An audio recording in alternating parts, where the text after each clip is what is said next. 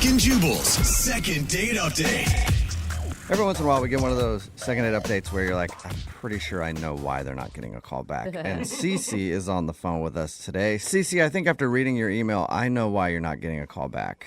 You do? That's great. I want to know. I think so, and I think after telling your story, a lot of people might agree with me. Thank you for wanting to do a second date update. What's the name of the guy you want to call today? What's his name? Nick. Nick. Okay. All right. Tell us a little bit about Nick. Where'd you meet him, first of all? I met him on Tinder, and we just happened to both be free on the same night, except he was working. So we originally had plans for 7. That turned into 8, and then 9. I didn't mind that he kept texting me that he was going to be later and later with work. Can I ask you, did he text you like before you got to wherever you guys were supposed to meet up, or were you sitting at a bar for 2 hours waiting for him to show up? Oh, no, I was home. In fact, I had like so much time. I got to check him out on social media. Okay. Like he was just like really hot, and I didn't have work the next day. So when he kept postponing, I didn't care. Okay. Okay. All right. So when did he finally show up? So that didn't happen because What? he kept postponing, and then he finally at 10:30 he told me to just come to his place and we can have drinks at his place. Whoa. That's not nice. Sounds like a I slick mean, move. as long as you were in it for just a one-night stand, too, I think it's fine. But it's not like a nice romantic gesture to ask you to come over at 10:30 at night and drink with you at his house.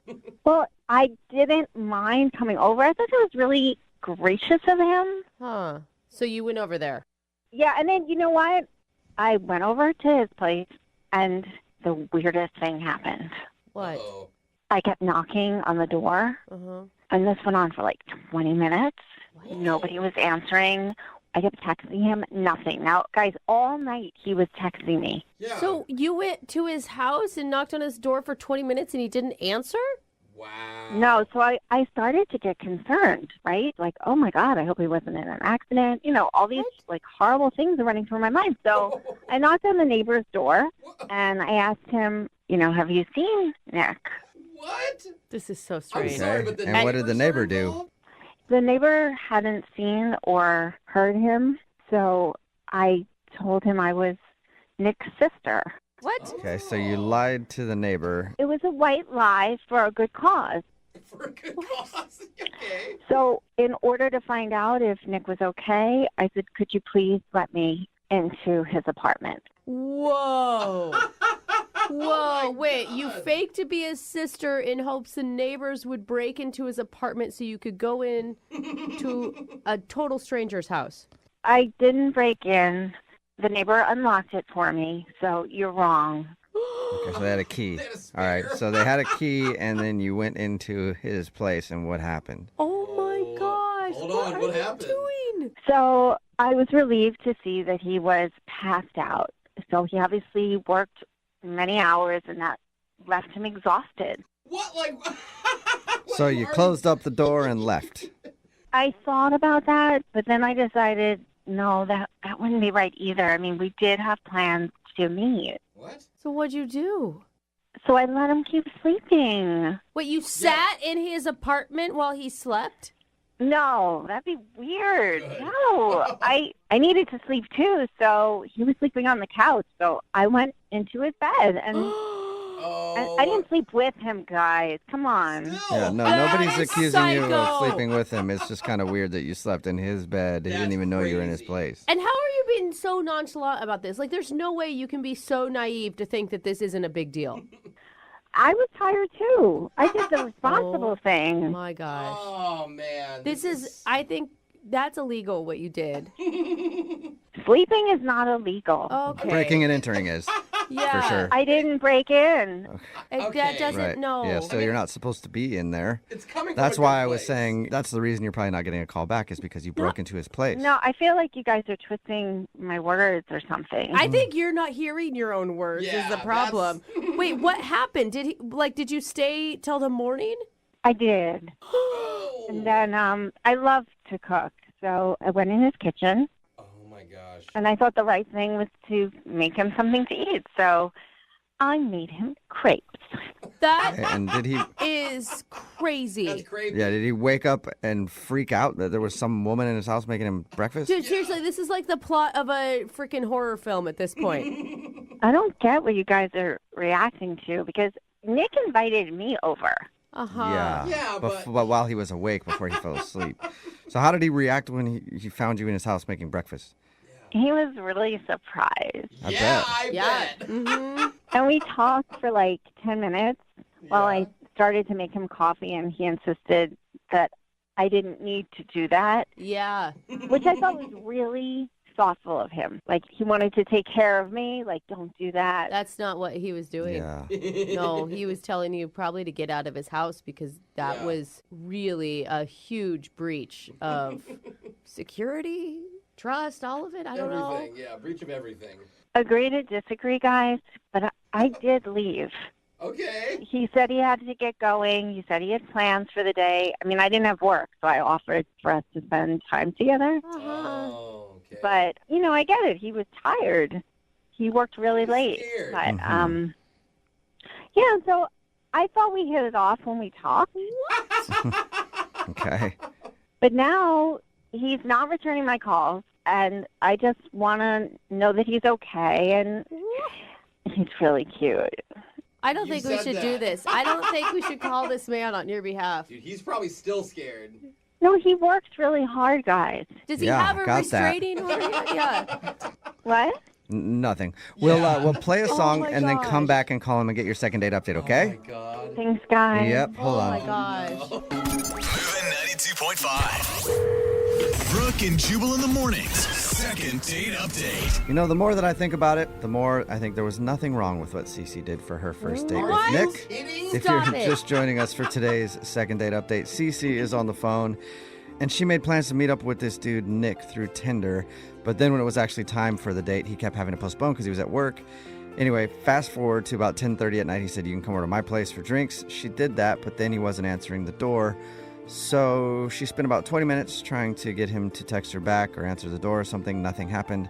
So she talked to a neighbor and then told the neighbor that she was his sister. And it turns out the neighbor had a key and actually let her into Nick's apartment. Oh, scary. But don't worry, she didn't wake him up. She just slept in his bed until the next day. Okay, He that's was on the normal. couch and then woke him up with breakfast. And now she's confused why she's not getting a call back. Cece, are you ready to call him and figure out the problem? Yes, more than ever. You cannot be this clueless. Like, you have to know why he's not calling you back. What you did is wrong on lots of levels. Yeah, multiple red Okay, flags. I appreciate the feedback, Brooke, and that's why I called you. I just know that I don't believe I was anything more than assertive. Nick never acted scared. I didn't harm him. He was just surprised.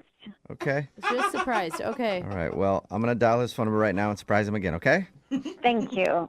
And I hope when you guys get him on the phone, you'll realize and did not do anything that crossed the line. Okay. Got you. All right. Well, I'm going to dial his phone number right now, okay? Thank you. You're welcome.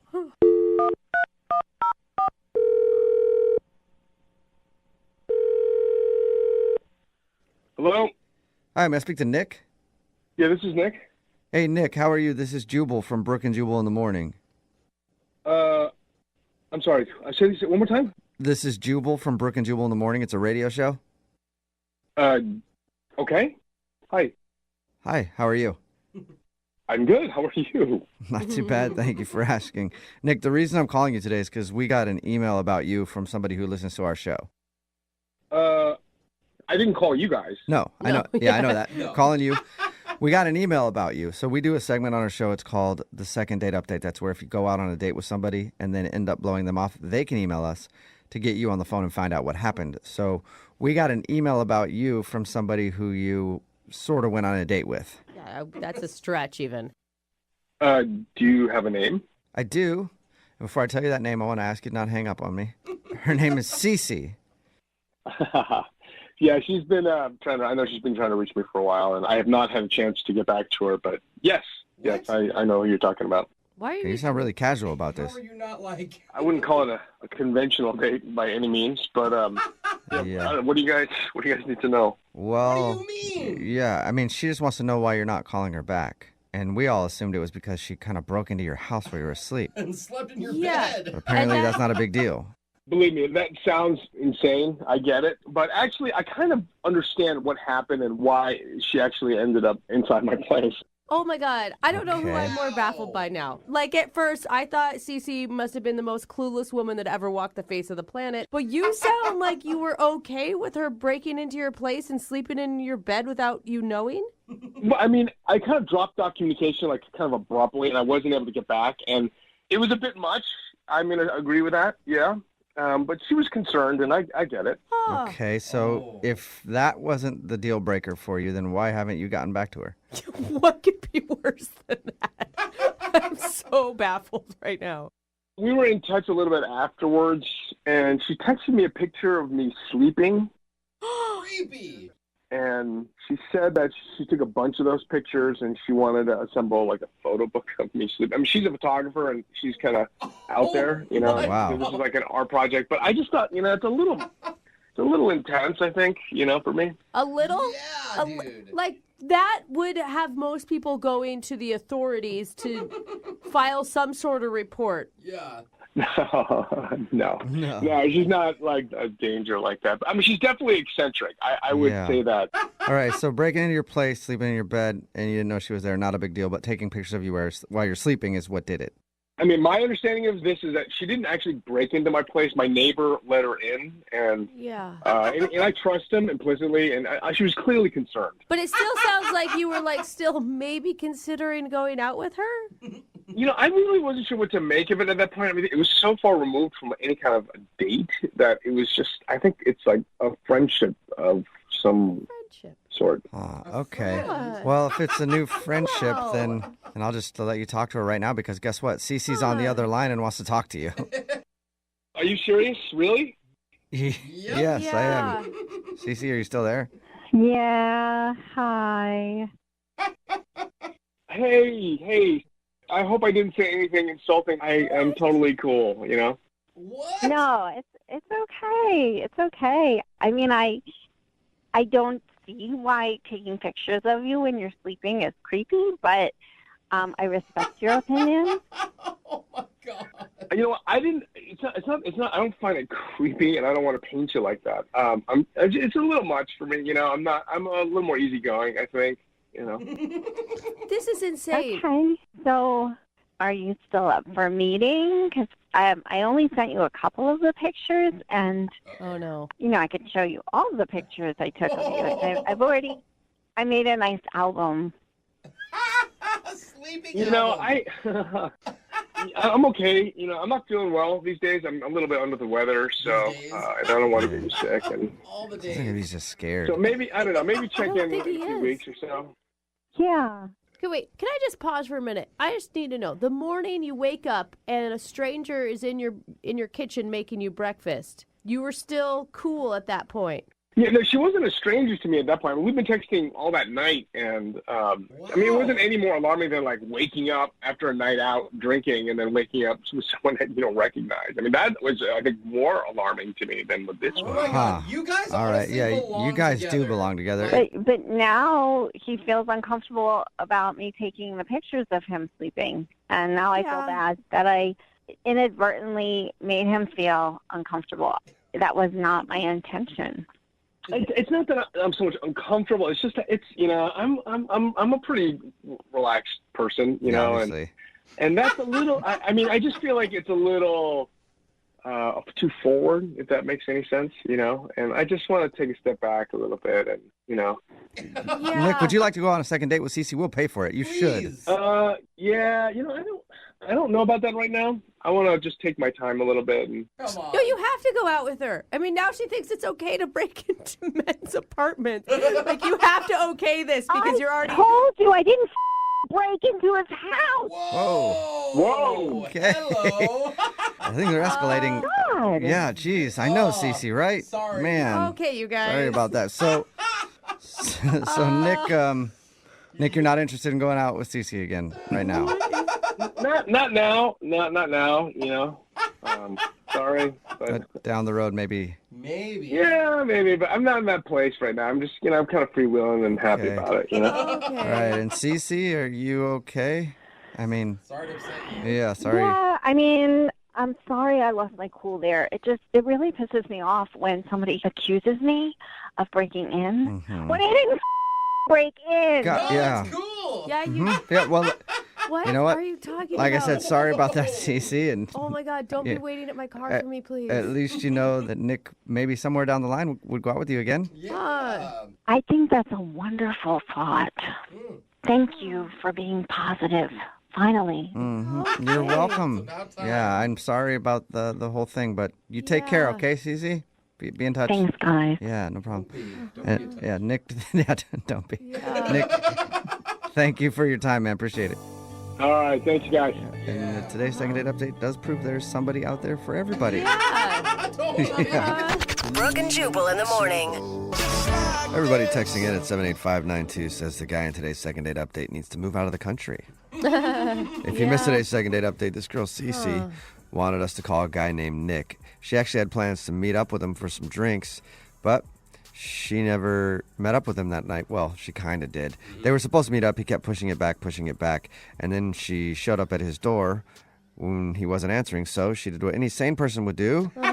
And she knocked on a neighbor's door and said that she was his sister and was worried about him. And they actually had a key, so they let her into his place. Wow. And she found him sleeping on the couch, so she decided to stay over, sleep in his bed, because it was late. Gosh. She made him breakfast in the morning, Yep. so that was so nice. That's not the most shocking thing. The No. most shocking is his reaction to it. Yeah. Was like, okay. He was actually cool with that, which Yeah, is weird. what? He said the biggest problem was while he was sleeping, she took a bunch of pictures of him and claimed she wanted to put together a photo album of him sleeping as a gift. And that was the part that was a little too creepy for him. Yeah. So he decided he didn't want to go out with her again. No second date. Remember, Oh. if you want to do a second date update, all you have to do is email the show and we will call the person. Brooke and Jubal's second date update. Today's second date update is a shocking one. And I say that because the dude on the phone named Daniel didn't meet his date on an app or anything. He actually met her in real life. Is that the shocking part? Oh, I know. yes. Okay. It's crazy. He emailed in and said he met a girl at Chipotle. What? Standing in line. Yeah, I don't know. I didn't realize that people actually met that way anymore. So this is going to be very interesting. Daniel, what's up, man? How are you? Hey, pretty good. And you guys? Pretty good. Apparently, it's like we're talking to a ghost, like a person of the past who's here in the future. Yeah, I guess it's weird for people to meet in person nowadays. Yeah, it is. How does that happen? You just like exchange words Yeah. with someone? What? They made eye contact, even, I bet. Wait, like their face looked at your face? Yeah, I need more information, Daniel. What's the name of the girl you want to call today? Her name's Jill. Jill. All right, and tell us about how you met her.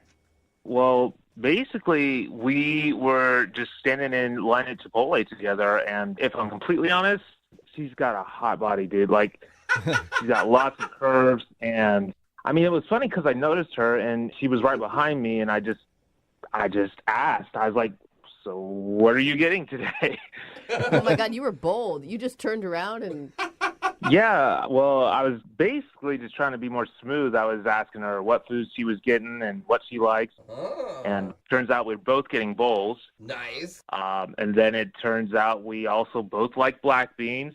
No way. Wait a second. Soulmate. Wow. I didn't even know there was another option at Chipotle. Yeah, there is. Okay. Of course. Sorry. bro. Yeah, you can get refried beans. So us both getting black beans is just crazy. Whoa. Yeah, I know. It's meant to be. Are you You being guys both sarcastic? you bonded over black beans. Oh, cute. Yeah, and then she commented on my T-shirt. I had a picture of a baseball player hitting a ball, and underneath it said touchdown. So she That's kind of funny. said that was funny, and the fact that she has a killer body and a sense of humor. She's got everything. Killer Yeah. body. She likes black beans just like you, and she appreciated your T-shirt. Oh, I man. mean, I think your wedding vows are written right there. I mean, something's going on because it was just too much stuff lining up. I had to go for it. So Okay. wait, Okay. did you guys go sit down together at some point, or did you just talk briefly in line? I didn't ask her outright then, but after our little exchange, I just hung out by the napkins, Okay. and she came up and was like, "Oh, you again." So then I asked her out right there. And you're like, yeah, I've been hanging out by this napkin dispenser for like an hour. It took you so long. How are your black beans? So you asked her out right then, and I'm assuming she said yes? Yeah, yeah. And Dope. so we had a date the same night. Oh, sweet. Yeah. We ended up walking around the mall. I got to learn more about her. Awesome. And I found out that she was in a long-term relationship until recently. Oh Okay. my God, I'm glad you added that last part. Until recently. I was like, that's a Yeah. buzzkill. Yeah. Yeah, that wouldn't have been good if she was in a long-term relationship. Yeah, No. that might be the reason she's not calling you back if she was. Might be a big reason. Yeah. To me, though, I like the fact that she was in a long-term relationship until recently, Why? because usually girls that are single for a while, usually there's something wrong. Maybe they're crazy or needy or desperate or all three. So wait a minute. Aren't you single? How long have you been single? 2 years. Oh, okay. Okay. So maybe this you're is a little like one of those crazy pot and calling needy kettle and black situations. all that stuff. No, I'm a dude that's different. I can be single. It's fine. Oh, only it's different. girls. All right. I liked you for a second. I liked you before that statement. Good logic. Come on, how can you not admit that that's true? No, it's not true at all. That Get it, Brooke. women have to be in relationships to not be crazy. Like none of that makes sense. Yeah, I don't see the problem. Like it makes total sense. And We're different. That Did you is tell the her? issue. Did you tell her that on your date? You're like, I'm glad you've been in a relationship for a while, because otherwise you'd be crazy. No, I didn't tell her that. I just told you guys that. Okay, good. We went to a movie together, and we ended up kissing after that, and Okay. things were cool. Okay. Yes, that's good. But since then, has she not been talking to you? I mean, she has. I've called and texted afterwards, and she'll respond, but never to the ones where I'm asking when she's available next. So that's where I'm a little confused, and I need you guys to help me out with this. Okay. Well- You can't think of any reason that she doesn't want to go out with you again? No. Everything was cool. She liked my sense of humor. I liked her sense of humor. Hot body. I don't see what the Hot problem body. was. Yeah. Oh my Bringing God. that up. Do you think she caught me staring at her hot body a few times? Because I mean, I was staring, but I don't know if she caught me. Oh my Could have been. God. Maybe you're staring a little too long at the hot body Yeah. and then it creeped her out. I don't know, but we'll Just even you saying that is creepy every body. time. Yeah. Hot body. We'll Hot play- body. we'll play a You'd be song. attracted to somebody without being creepy. we'll play a song and then come back and call her and get your second date update, all right? All right, cool. Okay, hang on. Moving 92.5. Brooke and Jubal in the mornings. Second date update. Right in the middle of a second date update, and if you're just joining us, we're about to call the perfect woman. She likes black beans. She's got a hot body, and apparently she just got out of a long-term relationship. The perfect woman, at least according to Daniel, who's on the phone for a second date update today. He met a girl named Jill at Chipotle. They were standing in line, and they bonded over the fact that they both like black beans. That was the big thing. She's not dating crazy. material, and According to she's him. not crazy, because any girl that's single for a long time is usually crazy. But So- only girls. Yeah, Yeah. only girls, though, not guys. Because he's been single for 2 years. All right, Daniel, I'm about to give her a call. Are you ready? Yeah, I'm ready, but I didn't say all of them are crazy. Some of them are needy too. Oh my Oh, yeah, God. crazy Daniel. and needy, my bad. Or Your needy. hypocrisy knows no end. Daniel, have you ever thought, I mean, I'm guessing no to this question, but maybe she's not calling you back because she just got out of a long-term relationship and doesn't want to jump into another relationship. Nah, I think there was just too much that was good. I mean, she had a hot body. We liked the black beans. Everything you guys said already was true. So Yeah. Man, it does sound like you had a deep connection. You're right. I think it was probably just too much good stuff all in one day because, I mean, everything was so perfect. She was probably like, wow, I met Mr. Right. Yeah. I'm sure that's what it is. Overwhelming. Just a little bit shook Yeah. from that experience. All right, well, Scared to call Mr. Right. I'm going to dial her phone number right now and find out if that is the issue, okay? Yeah. All right, here we go.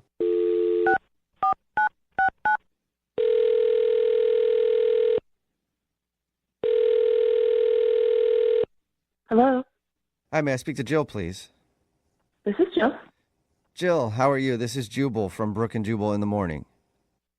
Hi. Hi. Do you know what that is? Do you know what Brooke and Jubal in the morning is? Well, I think it's a show. Yes, it is. All right, it's a Jill. radio show. Have you ever listened to us before? Yeah, I think so. Okay. Okay, good. It's good. It's good to like not really be sure about that. That speaks highly of us. I'm calling you today though because we got an email about you from somebody who listens to our show. Are you sure you have the right number? I'm pretty sure we do a segment called the second date update. That's where if you go out on a date with somebody and then end up not calling them back after, they can email us to get you on the phone and ask what happened. So we got an email about you from Daniel. Oh, okay. Okay. So what does he want? Well, he wants to know why you won't commit to going on another date with him. Oh. He told us about when he met you. He said that he really liked you. He thought you guys had a good connection, and he's just confused. Yeah, he seems like a really nice guy, I think, and he's pretty cute. I just, it's not really about him right now. It's about me. I know that sounds lame, but just being honest. Kind of stereotypical. He told us that you had just gotten out of a long-term relationship, and I suggested that maybe you just weren't ready to enter another one, and that's why you weren't calling him back. Yeah. I mean, it's not that. Can I just be honest? Yeah, Sure. for sure. Well, I was in a long-term relationship, but my boyfriend just received a prison term, and so he's going to be locked up for, I think, 3 years. Ooh. Okay. Wow. A minimum, and so it's just making it really weird for me right now. So wait, So- are you yeah. single or are you still with prison guy? So when he went away, we were still together, but he said, I'll be in here a while, and he doesn't really want me to wait on him, and he wants me to be happy, which is totally the guy that he is, and I get it. Mm-hmm. And then I met Daniel the next day, and I was like, okay, well, maybe I'll see. It's a nice guy, and I don't know.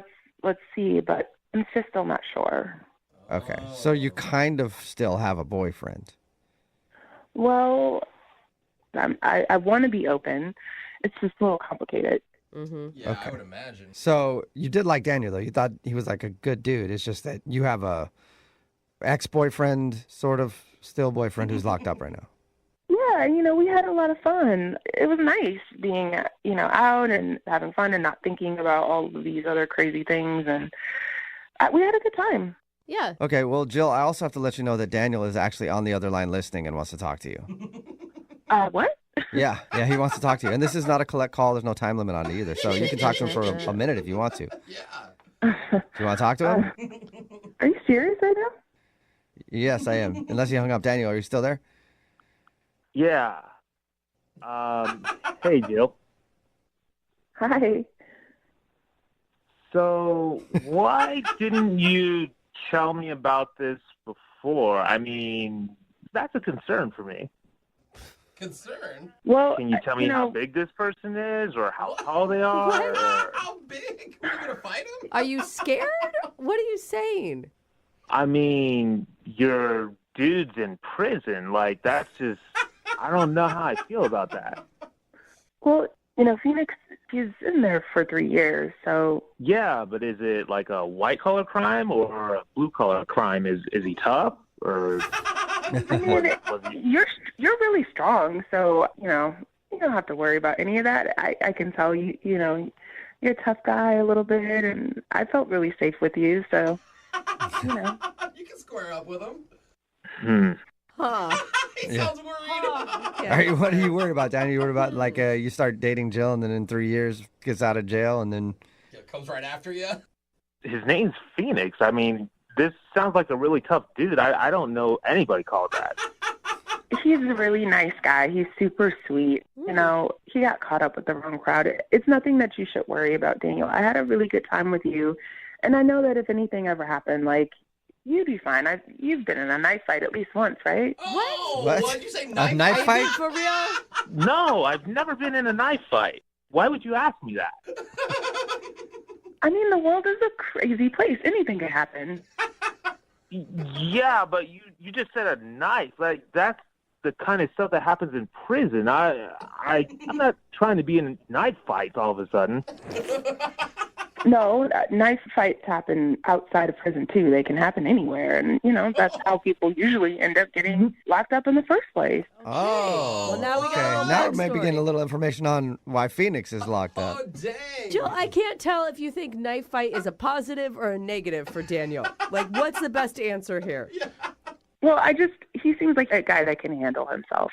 Hey, newsflash, I can't handle myself in a knife fight. I'm just telling you. Is that a deal breaker for you, Jill? No, I just think he's tougher than he thinks. Okay. Okay. You can do it, bro. Yeah. You're Well, up We for believe it. in you. Could you give me his whole name so I can Google this and do some research afterwards? I don't even know his last name.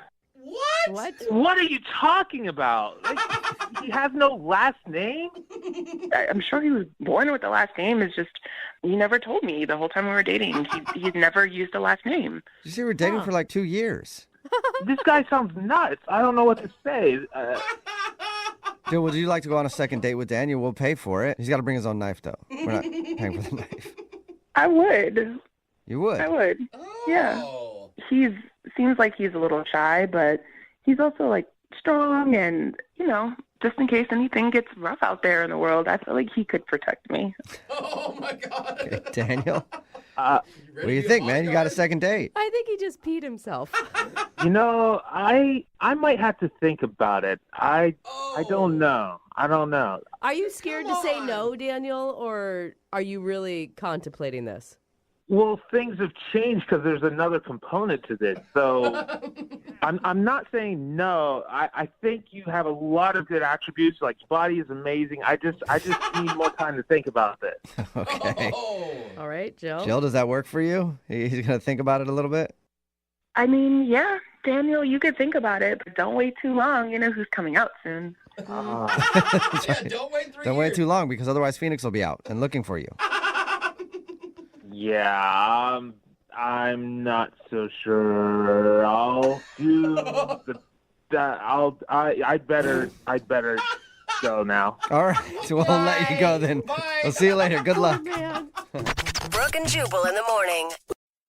Brooke and Jubal's second date update. A listener named Hannah is on the phone to do a second date update today, and her situation is kind of unique. She sent an email in. She talked about her date. Everything went great. They got along great. Even after that, they talked on the phone. Things were going great. And then something happened, and now things are not going great. Uh-oh. We'll get to that in just a second. But what's up, Hannah? How are you? Hey, how's it going, guys? Pretty good. I like when people know the exact moment things went wrong, because that's what it sounds like for you. Yeah, I mean, okay, so let me explain what happened first before I get to it. Okay. What's his name, first of all? His name's Mark. Mark. All right. So I met Mark at the airport, getting ready to, board a flight. Ooh. Yeah, I was looking for a place to charge my phone, and there were no open outlets. So, I met this nice guy. He was like, hey, you want to borrow mine? I was like, oh, that's awesome, thanks. So I sat down, and we started chatting randomly, and he was super cute and really nice. And And he obviously thought the same of you, because there's no way he's going to let you use a charger if... I mean, that's a good opening pickup line. Yeah, Like, hey. I'm never letting an Uggo use my charger. Yeah. No way. Keep your hands off. That's airport etiquette. Yeah. I guess, yeah. I mean, he was cool, though. So, we started chatting, and it was time to board the plane. I was hoping, maybe he'd be on the same flight, and, I would get a chance to maybe sit close to him and keep talking. But turns out he was actually on a different flight. Of course. But he asked me, he's like, are you from here? I was like, yeah. So he asked me for my number, which I was super excited about. Yeah. I was hoping he was going to call me and everything, but if he didn't, I'd be like, too bad. That kind of sucks. He's really cute. So it wasn't one of those things where you're like some people who instantly thought that he was your soulmate, and if he doesn't call you, the whole world is going to end. You're just like, oh, I hope he calls, but if he doesn't, not the end of the world. I was hoping he was going to call me, but no, not the end of the world. Obviously, he called because you went out on a date. Yeah, so we kept chatting on the phone. We talked a few times, and we set up plans for when we both got back from our trips, and, went to this nice bar and got some drinks, and he came dressed in a suit and looked really nice, like handsome and all done up. So we had this amazing time, and then by the end of the night, we ended up making out. Okay, so That's good. At That's this- all good. at this point, what are you thinking of him? I mean, because obviously he's moved from just like the random guy at the airport to now potential boyfriend? I wouldn't say that I was sure he was boyfriend right away, but I mean, definitely interested, definitely potential, Okay. That's good. You made out with Cool. him, so I would hope you would be hoping for some potential. I'll never see it. Yeah. Sometimes you're There's just nothing bored. with this guy. I'm not even attracted to him, but let's make out real quick. Yeah, so I don't know, like things went really well, and we talked for a few times on the phone and kept chatting, and so here's, I guess, where things kind of get a little bit strange. Like, I know that I wanted to keep seeing him and see where things go, and I think that he did too. So I told him, the last time we chatted, that I've been hurt really, really bad before with some crazy exes and some bad situations. So, I told him, I was like, I have this thing that is like a safety net for me. But it's basically like a dating contract. What? Okay. And what does that mean? Yeah. It's like something that I wrote up to kind of help protect myself about like things that he has to reveal to me. Like, do you have any crazy psycho exes? Do you have any dependent children? Do you have any STDs? Okay. This is an actual written document that you have? Yeah, I mean, like, it's not like I sent it to my lawyer, but it's like a paper that I wrote up because I want to be respected. And, like, there's some weirdos out there, like, and you never know. And, like, I want to know what I'm getting myself into. Well, I guess. So... And on one side, they always say you need to be clear with what your expectations are, and that's a very clear way to do it. That's very clear. That's true, yeah. Yeah, so I emailed it over to him, and I said, like, take a look. This is kind of like what I'm about, and it's important to me. But I know it's not a normal thing, and I said that. But, I just thought he would take a look, and I was upfront, and everything was there. Have you given that to other dudes before, and they've been cool with it? To be honest, this is the first time that I've done it, but it's because, like, I've been hurt so bad from the other one. So Yeah. So is it like, what was his response to that? he chatted with me a couple of times, but it was kind of like brief. Like he said he was busy and had to go to work, and then like I haven't seen him and like I haven't scheduled any dates, and I really like this guy, so I was like really concerned, and I didn't want to scare him away. But I don't want to scare him away, but I gave him a contract to sign. I mean, You see how that could be a little daunting, right? Yeah, and like the thing is, like I can understand why you did it and your reasoning, but if you were to receive one, for me, if I ever got one of those, it would be a huge red flag that the person I was about to date has major trust issues. It wasn't my intention to scare him away, and I guess, you know, with what you guys said, that maybe it did, but I really like this guy, and like I had serious intentions of, you know, wanting to see where it goes. Okay. Well, at least we can get him on the phone, and maybe you can make your case. Like if that's the thing that did scare him off, which probably was, then you can try to reassure him that you're not crazy, you've just been hurt before. Okay. Well, we'll play a song and then come back and call him and get your second date update, okay? Oh, okay, thanks, guys.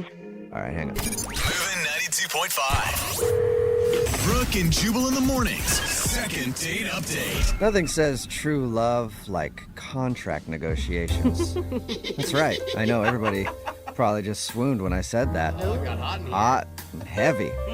And that's what Hannah is dealing with right now because she went out on a date with some dude named Mark. They liked each other a lot, even made out at the end of the date, and continued to talk on the phone, trying to set up another date. And then she dropped her dating contract on him. Apparently, she wrote up a contract for dating her because she's been burned in the past. She emailed it over to him, and since then, he's kind of seemed not interested. So we're about to call him and find out if it is the dating contract that turned him off. You know, Hannah, you ever think about maybe he's got it with his lawyers right now and they're reviewing it and he's going to make a counter proposal? I think that's taking it a little too far. But... I think you need to realize, even if this one doesn't turn out, it is a very good lesson, since he's the first guy you've given this to maybe do a better job explaining how you're trying to be honest with your expectations beforehand so he doesn't take it the wrong way. Yeah, I guess, I mean, I honestly don't think it's anything past, you know, like what I would expect in a relationship. But right. We'll see. That's why I have you guys to help me. All right, well, we'll see if we can do that. I'm going to dial this phone number right now, okay? Okay. All right, here we go.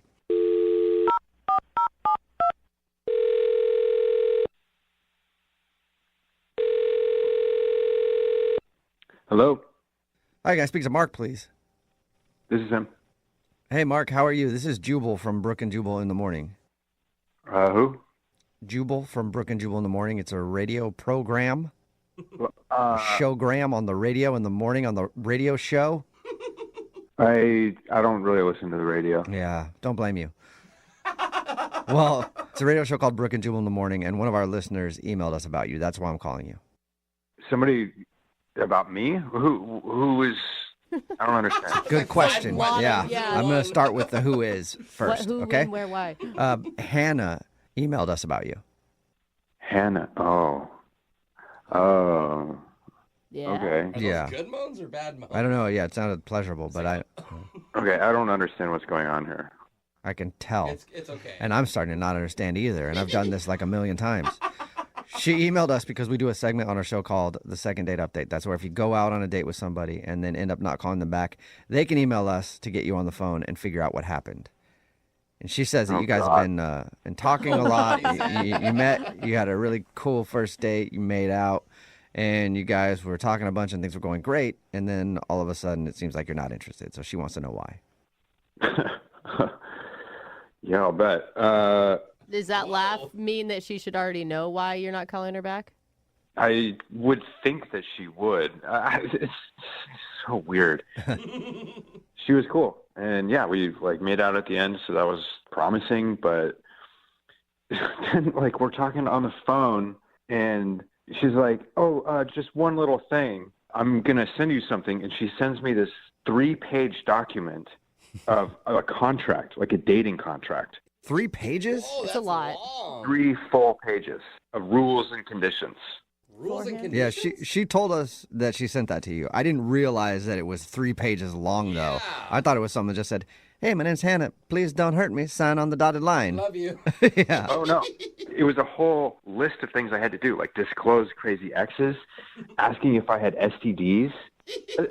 Hold on. I'm going to pull it up. It's still in my phone. Hold on. Sweet. Okay. Okay, I want to know exactly what's in there. While you pull it up, I feel like you should understand, from her side, she says that she was just trying to be honest and upfront with what her expectations for dating are because she hasn't been in the past and it hasn't turned out well. I get that. Everybody's been burned. Hold on. Look at this. Okay. STDs, disclose political beliefs. Wow, that's tough. I mean, I guess that's okay if she doesn't want to date somebody who doesn't align with her politically, so you guys aren't arguing about that all the time. Right away. Well, and usually that just happens organically. You figure that out. That's the point of dating, right? That's probably why you were upset. Yeah. But then it gets into more behavioral stuff, like you have to text or call once a day to check in. Okay. Now we're getting... That yeah, I seems a can little- see that would start to throw up some flags for me. That just made me go, ooh. We've got 2 hours notice if you want to cancel a date. Oh my gosh. Wow. That's not a dentist appointment Yeah. or something. Come on. Yeah, but you guys are always getting mad at women who we can't tell what you want. You know what she wants. I mean, that is true. You got it there in writing. And if she ever tries to give you crap about something, you can be like, no. I am completely within my contract here. I canceled the date, but it was before 2 hours. I'm good. You can't get mad about this. This clause It could be nice, actually. Honestly, if it was just those things, I would probably agree to it, but this list keeps going. But there's worse things in it? Here, how about this? When fighting, no silent treatment is allowed or any passive-aggressive behavior. Oh, That's honey. funny. Dude, she's never going to Yeah. be in a relationship with expectations like this. Jeez. And then below that, there's an amendment saying all disagreements must be fully discussed, even if we agree to disagree. Oh, my that sounds good, actually, but tiring. Yes. A lot of long conversations, I would imagine. Exhausted. So what line was it that really made you completely decide you weren't going to ever call her back again? I can't choose one, but this one's definitely a bad one. Mandatory presents for Christmas, Valentine's, and all major anniversaries. Well, duh. Yeah, I mean, you should be doing that, but mandatory. put that in writing. Jeez. Poor thing. Very detailed, though, I Mark. mean, okay, you guys, it's a nuts thing that she did, really. But you liked her, and if she could, disregard this contract, would you still be interested in seeing her? I don't know. This thing. I like how you guys are trying to pull any sort of positive out of it. There really isn't a way to do that. I'm like, if there wasn't the huge giant red flag, you'd still like her. Excuse me, guys. I don't really understand what the problem is. I'm just trying to protect myself. I don't really see this as a bad thing. What? Who's that? Oh, Mark, I forgot to tell you. That's Hannah. She's actually on the other line listening and wants to talk to you. That should have been in the contract. Sorry about that. Should have been in Oh, God. Hi. No. Yeah. Ugh. No, Mark, I honestly, I feel like, having this communication was so important for, a relationship to, last. That way, we're on the same page and you know what I want. What is wrong with you agreeing to those things? Are you hiding something? That's, stuff that normal boyfriend relationships do. Look, everybody has been hurt by somebody before, but this is not the way to handle it. Well, most of those people didn't sign a contract beforehand, and that's probably why, Mark. No, but this is really excessive. We've been on one date, and now I'm supposed to sign a contract that puts me on the hook for a bunch of presents and, phone calls every day. I mean, at least I didn't put, the amount of the present that you had to buy me, like the price. Oh, see, that's nice. But you had an amount in mind, didn't you? I mean, I like nice things. What girl doesn't? But, like, what I'm saying is I'm not crazy. Like, I think I'm being pretty reasonable. I've been totally 100% upfront with you. I feel like in a relationship, you want to know those things. So you know what I would like in a relationship now. Yeah, but this is like all expectations. It takes the romance out of it that I'm contractually obligated to do these things with you. Right. Well, look, if you were like an actual stand-up guy, it wouldn't feel like a contractual obligation. Those would be like normal things that you would want to do. Yeah, they would be, but now this is so weird. Like, I don't want to have anything to do with it. Yeah, it'd be weird if, like, President's Day is coming up. You're like, oh, where's that contract? I got to figure out if I need to get her a gift or something. What happens if I break the contract? Like, you just bail? That's a good question, too, yeah. What's the out on that contract, Hannah? Well, I mean, it depends on what it is. Like, if you ghost me and don't talk to me for 4 or 5 days, then I might think about it because I want somebody who's going to be there and communicate with me and make me feel secure. But you want someone to do that because they want to. You don't want them to do it because you made them. That's not a healthy relationship for you either. Like, this isn't a good way to start things. I get what you're saying, but I really liked you. Like, we had a lot of fun, and you're charming, and you're smart, and honestly, Mark, like, that's why I gave this to you. Like, I've never done this before. I thought about taking this to the next level, so that's why I, wanted to be prepared. Mark, what do you think? Would you like to go on a second date with her? We'll pay for it. And maybe she can take back the contract stuff and you guys can talk it out a bit more. Yeah. Would you do that, though? Would you take back the contract? I mean, maybe we can delay the signing until, like, the third date. Oh gosh. Mark, what do you think? Just out of curiosity, yeah, I would definitely go on another date. Really? But, like, I'm never going to sign a contract. Oh, damn, okay. Like, if you want these things, we can talk about it. Like, we can just talk about it and come to a verbal agreement. Contract negotiations. I know, this is exciting. Cool. Oh, you guys. I feel like I'm at the table with, like, some pro athletes and an agent. Hannah, seriously, that is a big deal that he said yes. Yeah. I think that he's a stand-up guy without the contract. Mm-hmm. Okay, fine. We'll leave the contract for now. Yay! Okay. I am happy we're going to go out again.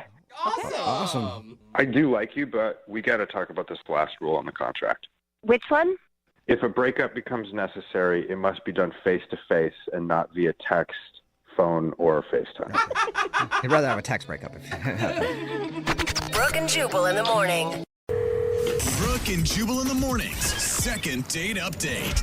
I feel like I start a lot of second date updates off this way, but when you're going to joke with a date, it's all about timing. Mm-hmm. And appropriateness. Mm-hmm. For example, if you're out on a date and the girl's like, oh, I'm feeling a little bit under the weather today, probably a bad time to go, well, I'm a gynecologist. I could help you out later after we eat. Oh, my God, that's so gross, and it's been said before. Oh, no. That's the Could be a good sad joke. part. I have no idea. But Kurt thinks that a bad joke might have ruined his chances at a second date with a girl named Angie. What's up, Kurt? How are you? Hey, very good, guys. How are you? God, was your joke as bad as the one Jubal just said? Timing-wise, probably a little bit worse. Oh, my God. What did you say? We'll get to that in just a second. First, tell us about Angie. Where'd you meet her? So we actually met on Bumble. Okay. Nice. Does that mean she chose you? She did. Yeah. Okay. I feel like guys would go in with a lot more confidence knowing that they've been picked first, right? Absolutely. That's way different than Tinder. Yeah, definitely. I mean, and that's probably contributed to the poor choice of joking. I don't know. Okay. Oh, really? Yeah, you got too comfortable too quick. Too comfortable, too quick. Before you tell us about the joke, tell us about the start of the evening with her. How was everything? It was just kind of weird right off the bat, because online we were texting each other back and forth, just a lot of joking mostly. Then on like the day of the date, when I picked her up, she just kind of just didn't seem like she was in a good mood at first. Okay, so you started off thinking like, ooh, maybe something else happened. She's not feeling this. Yeah, like, obviously we had never been out or anything. So I didn't really know her that well, so this may have just been how she acted all the time. Mm-hmm. Oh, yeah. And so, yeah, I mean, I asked her a few times, like, if she was okay, and she just never seemed like she wanted to talk about it. Okay. Okay. So what'd you guys do? We went to dinner. Okay. Oh, that's Okay. good. Yeah. Did she open up more at dinner or still kind of the same? She was still pretty much the same. Towards the end of dinner, though, was when she kind of like let me know what was going on. What was going on? So it was really sad. Like her grandmother actually passed away. Within a week of us going out. Yeah.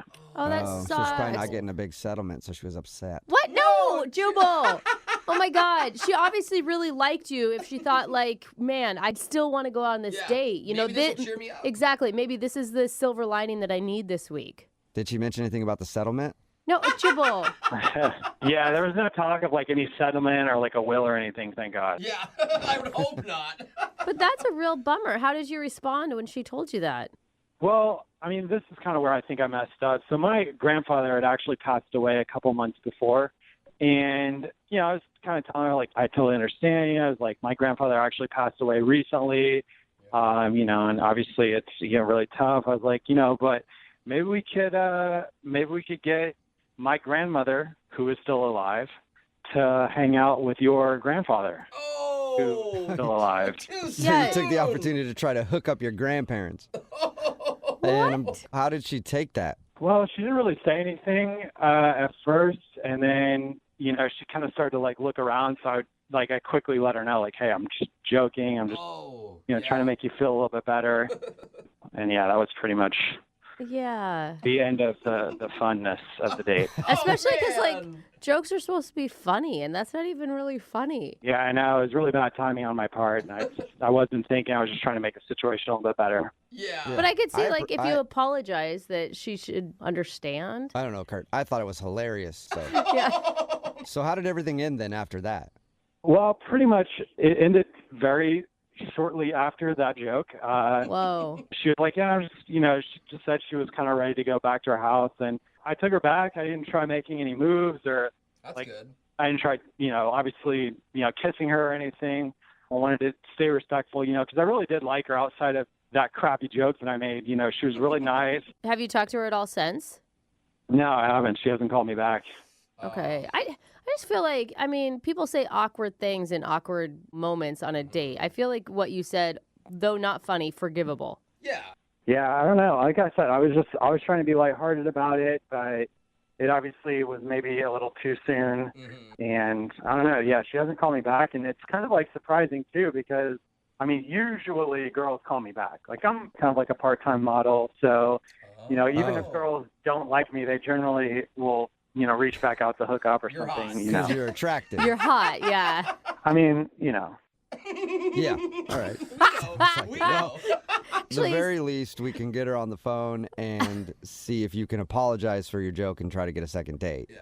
Well, hopefully she's down to go back out with me. Like I said, I really liked her, and I felt like we connected. I just, I made a joke. Okay. Well, we'll play a song and then come back and get your second date update, all right? All right, guys. Okay, hang on. Moving 92.5. Brooke and Jubal in the mornings. Second date update. Today's second date update brings up a very important question. What is the timeline on how soon you can joke about somebody's dead grandparent?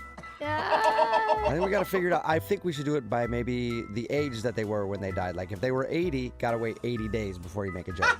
It's not actually a bad rule of thumb. Yeah, or maybe just don't joke around people's dead ancestors. But I also Well, feel how like do you not, Jose? You have to at least throw a joke or two in there. Just got to make sure the timing is right. And Kurt, who's on the phone for a second date update right now, his timing was definitely not right. He went out with a girl named Angie. They went out to dinner. She was kind of a little down the whole time. And then she shared with him that she was feeling down because her grandmother had passed away recently. And then Kurt decided to make her feel better with a joke saying, hey, my grandpa passed away recently. We should totally hook our grandparents up. Now that they're single.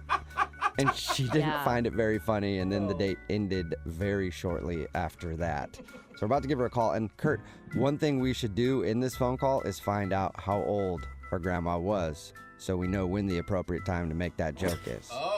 Don't you think? That sounds good.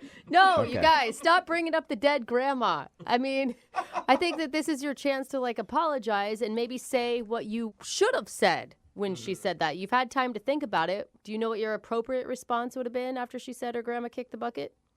I would have just said, I'm really sorry to hear that.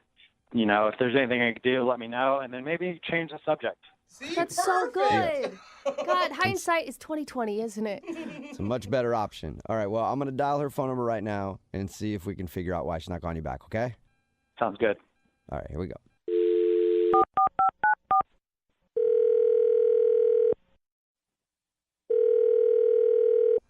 Hello? Hi, is this Angie? Yeah, who's this? Hey, what's up, Angie? How are you? This is Jubal from Brooke and Jubal in the Morning, the radio show. Oh, I'm fine. How are you?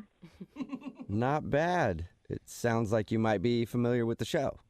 Yeah, I mean, I've heard it before. Cool. Thank you. Nice. You ever heard a second date update before? Yes, I have. Okay, wonderful. Then This is you gonna might go. be excited to know that's why we're calling today. Oh, really? Yeah. Uh-oh. Yep. That wasn't a very excited. Uh-oh. Okay, what's going on? Have you been out on a lot of dates recently? Not a lot. Uh-huh. Okay. Have you been out on a date with a dude named Kurt? Yes, I did go out with him. Cool. Any guess on who might be calling for a second date update?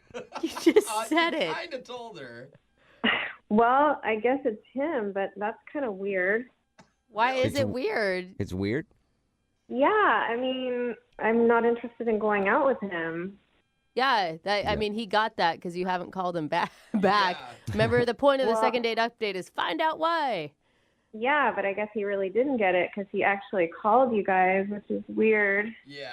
Oh, so Yeah, you're saying that yeah. it should be obvious why you're not Yeah. calling him back. Yeah, I think so. I Okay. guess it's not though. Really? Is it the joke about your grandmother? Oh, he actually told you that? Yeah, that was really I didn't appreciate that at all, but that's not the whole reason. He did tell us about that. He told us that he feels bad actually about making a poorly timed joke when you shared that your grandmother had just passed away. So he does feel bad about that, but it's more to it. Yeah. Yeah, I think that like the worst part was that he was going on and on about the fact that he's a male model. It was like very uncomfortable for me, and he kept like making all these faces like this is my relaxed face and this is my Stop it. seductive face and Oh this my is my God. evening romantic face. Who does that? Are you serious? He mentioned that it was weird you weren't calling him back because girls always call him back because he's a model. Yeah. Oh, please. So doesn't that give you an idea of like how gross he is? Oh. Wait, when did he start doing faces at the table? Like really early on in the date, like he seemed like he was trying to impress me. You know, if there was a mirror behind me in the booth, I bet you he would have just been looking at his reflection the whole time. Yeah, this dude is like, here's me, here's the world, and here's all my faces. And I was like, oh, come on. Wow. I wasn't in Wait. a really good mood, you know. I mean, I just wanted to go out and have some fun. I'm sad about my grandma, and this guy is just, ew, he just made it worse. I'm surprised he didn't take that opportunity to show you his sad look. Too. You know, he may have. He showed me a lot of looks, the whole gamut. What did you Oh, say to weird. him? I mean, I didn't know what to say because I mean, he just thought that he was so entertaining, and I mean, I sort of tried to get the point across that I wasn't really into seeing all these faces, and I just kind of wanted some nice company, and you know, but I guess he didn't get it. Okay, so Oh. long before the dead grandma joke, you were over this guy. Yeah, I mean, that sure didn't help matters, but it's not the kind of guy that I want to hang out with, no. Yeah. Well, Angie, thank you for being honest with us. Also, I want to let you know that I haven't been fully honest with you. What do you mean? Well, I mean that Kurt is actually on the other line listening to this and wants to talk to you. Oh, Hey, Angie. oh my God, you're on the phone. Great. Yes, I'm on the phone. And first of all, I know you're trying to bash male modeling, but it's, really insensitive. And, I was just trying to show you, kind of like my talents and hoping that you would show me your talents, but you don't really have any. So. Oh, damn. Whoa! somebody got their feelings hurt, Kurt. I mean, maybe I don't care that much about your talents right now. I have other things going on in my life. I just wanted someone normal to hang out with, but that's not you. Oh, wow. I cannot believe you didn't come in with an apology, Kurt. Like, oh my God, I was nervous. I'm sorry. See how he is? I mean, why am I going to apologize if, like, everybody in the station, including yourself, is, like, making fun of what I do? Like, that doesn't make any sense. I'm not going to apologize for anything. Yeah. Okay, well, I know that you think your modeling is really great, so why do you care what anyone thinks of it? And like I said, I have other things going on right now, so I'm not so interested in your bragging about your talents. I was just trying to have a good time. Kurt, I don't think you get it. Like, nobody's making fun of your career.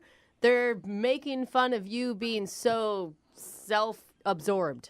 Exactly. Well, I mean, whatever, like, however you want to spin it, you know, that's, like, on you. But I was just trying to be outgoing, trying to show, like, a little bit more of my personality on the date, but it's being spun around. Like, I'm just sitting here with, like, some self-indulged guy on a date, and that's not who I am. That's not what I do.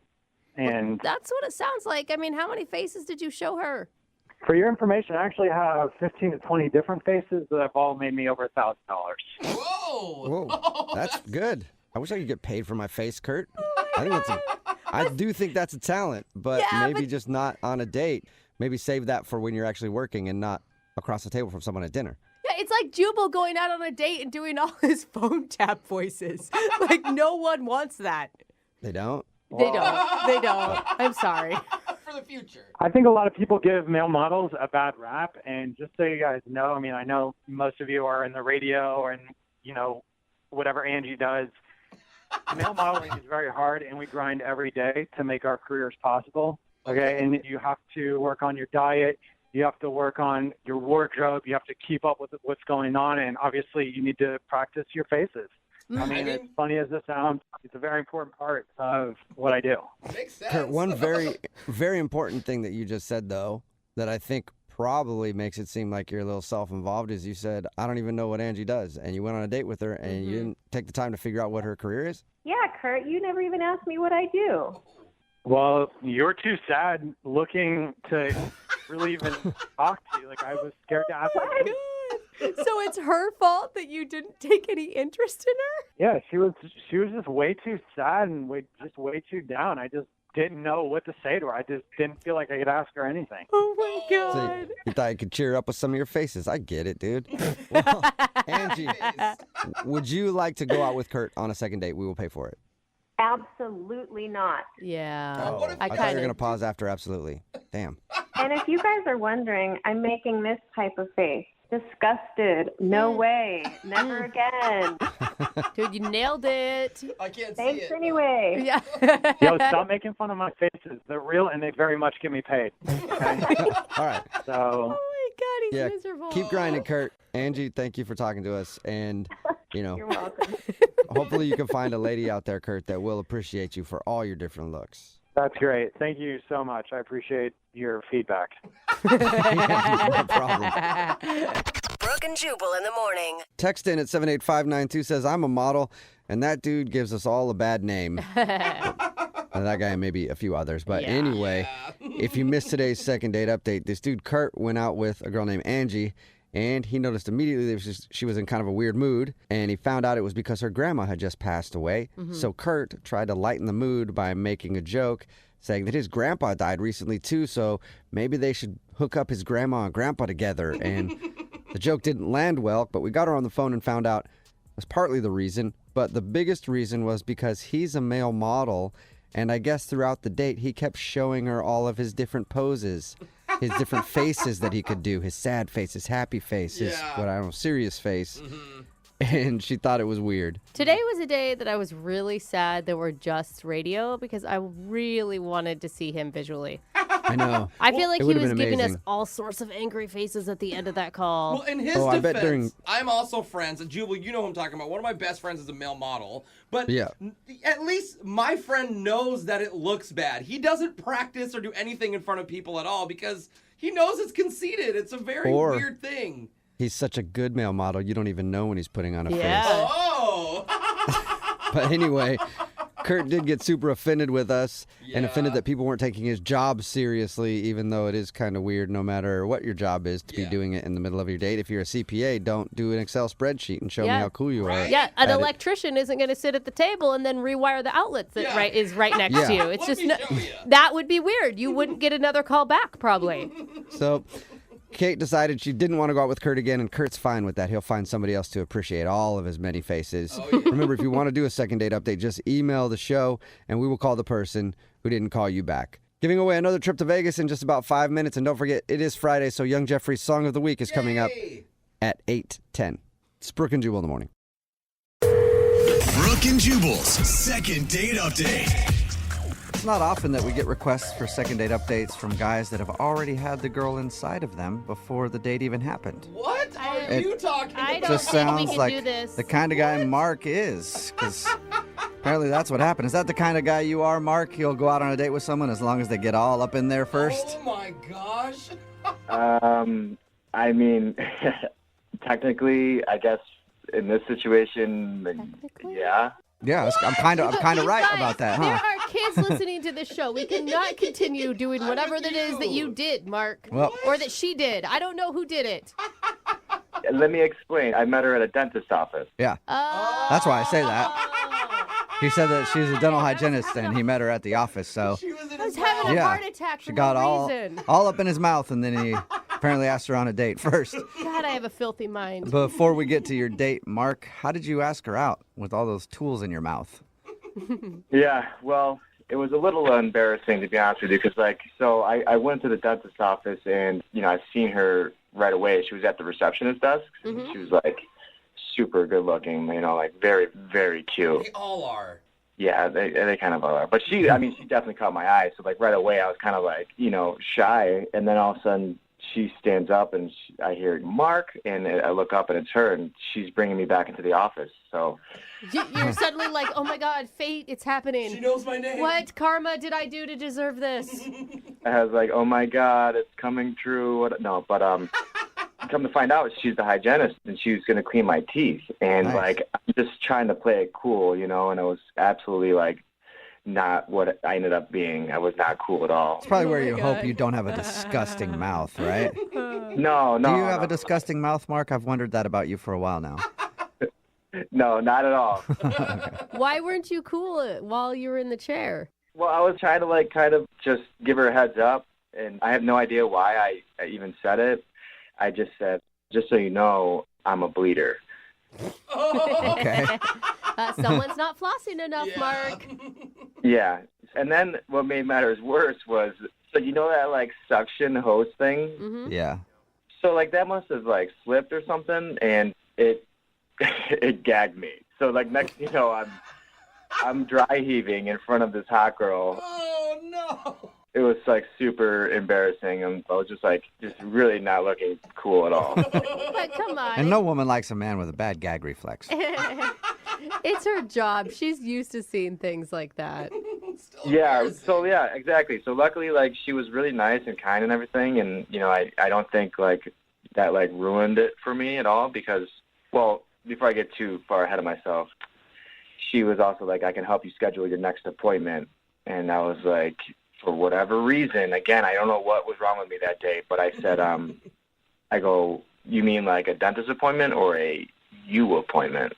A you appointment. Hello. That might have been the worst thing you did, for sure. Talk about how much blood you're going to spill, dry heave, but that line right there is probably the creepiest thing that you did. Yeah, I don't know what. We had a little bit of chemistry. We were kind of flirting, and I just thought that maybe she knew exactly I was talking about, taking her out on a date. What'd she say? What was her reaction? She was like, what? I work here.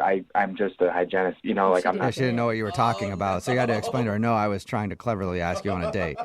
Yeah, I was like, I'm sorry. I just meant, would you like to go on a date sometime? I'm assuming she said yes. She said yes. Yeah. Okay. That's so cute. That's actually a really cute story. So what'd you do when you went on your date? So we were texting a little bit, and I said, where do you want to go? And she picked this organic pizza place, and I was like, sure, whatever, that's cool. And I picked her up. We went to the pizza place, and it was a lot of fun, and the food was actually amazing. But my my body didn't think so. What do you mean? So wait, did you actually puke this time instead of just dry heaving? So after we ate, on the way home to drop her off, I had to take 3 emergency stops at gas stations. Oh, no. To use the bathroom? To use the bathroom. And I'm not just talking like, hey, I got to just run in and play a lotto ticket. I was like peeling into the parking lot. Oh, my gosh. That is humiliating. That is, dude. You cannot win with her. And I hate to say it, but I could see why she's not calling you back after that. Yeah, so, I mean, not only with my lame pickup lines and gagging in front of her and the dentist office, but stopping at the gas station a few times for emergency breaks. Jeez. I'm just kind of looking for a miracle here because I haven't heard back. All right. So we already, I don't even need to ask, like, what do you think went wrong? Why do you think she's not calling you back? I think you're just hoping that maybe you can throw it out there for a second date and maybe she'll give you another shot. Yeah, absolutely. I've listened to you guys before, and I know you guys can perform miracles. I'm looking for one today. All right. Well, we'll see if we can do it. We'll play a song and then come back and call her and get your second date update, all right? Just, hold hands, light some candles, and throw out the biggest Hail Mary you can for me, please. All right. We'll do it right after this. Moving 92.5. Brooke and Jubal in the mornings. Second date update. Right in the middle of a second date update, and if you're just joining us, we're going to try to do the impossible and get Mark a second date with Courtney. If you missed the first part, he met Courtney at his dentist's office. She's the hygienist who actually cleaned his teeth. It was kind of embarrassing for him because he has a horrible gag reflex and ended up dry heaving when she put the little suction thing in his mouth. He also mentioned how he's a bleeder, and they had a really awkward line asking her out, but she did say yes, and then they went out for pizza. It was a really good pizza place until the drive home when the pizza didn't sit right in his tummy, and he had to stop 3 different times to use the bathroom before he dropped her off. So he's pretty sure he knows why he ruined the date. Oh my, I never asked, and I'm so curious. When you finally got to her house after the 3 emergency stops, what was the exit like from the car? She was very quiet. There wasn't like a definite, like, I'm going to see you again. It definitely felt like that was it. She didn't offer to, like, you need to come in and use my bathroom before you get back on the road? No, she didn't do that. All right. Okay. All right, well, I'm going to call her right now. Here we go, okay? All right, good luck. I know this is going to be a tough one for you guys. All right.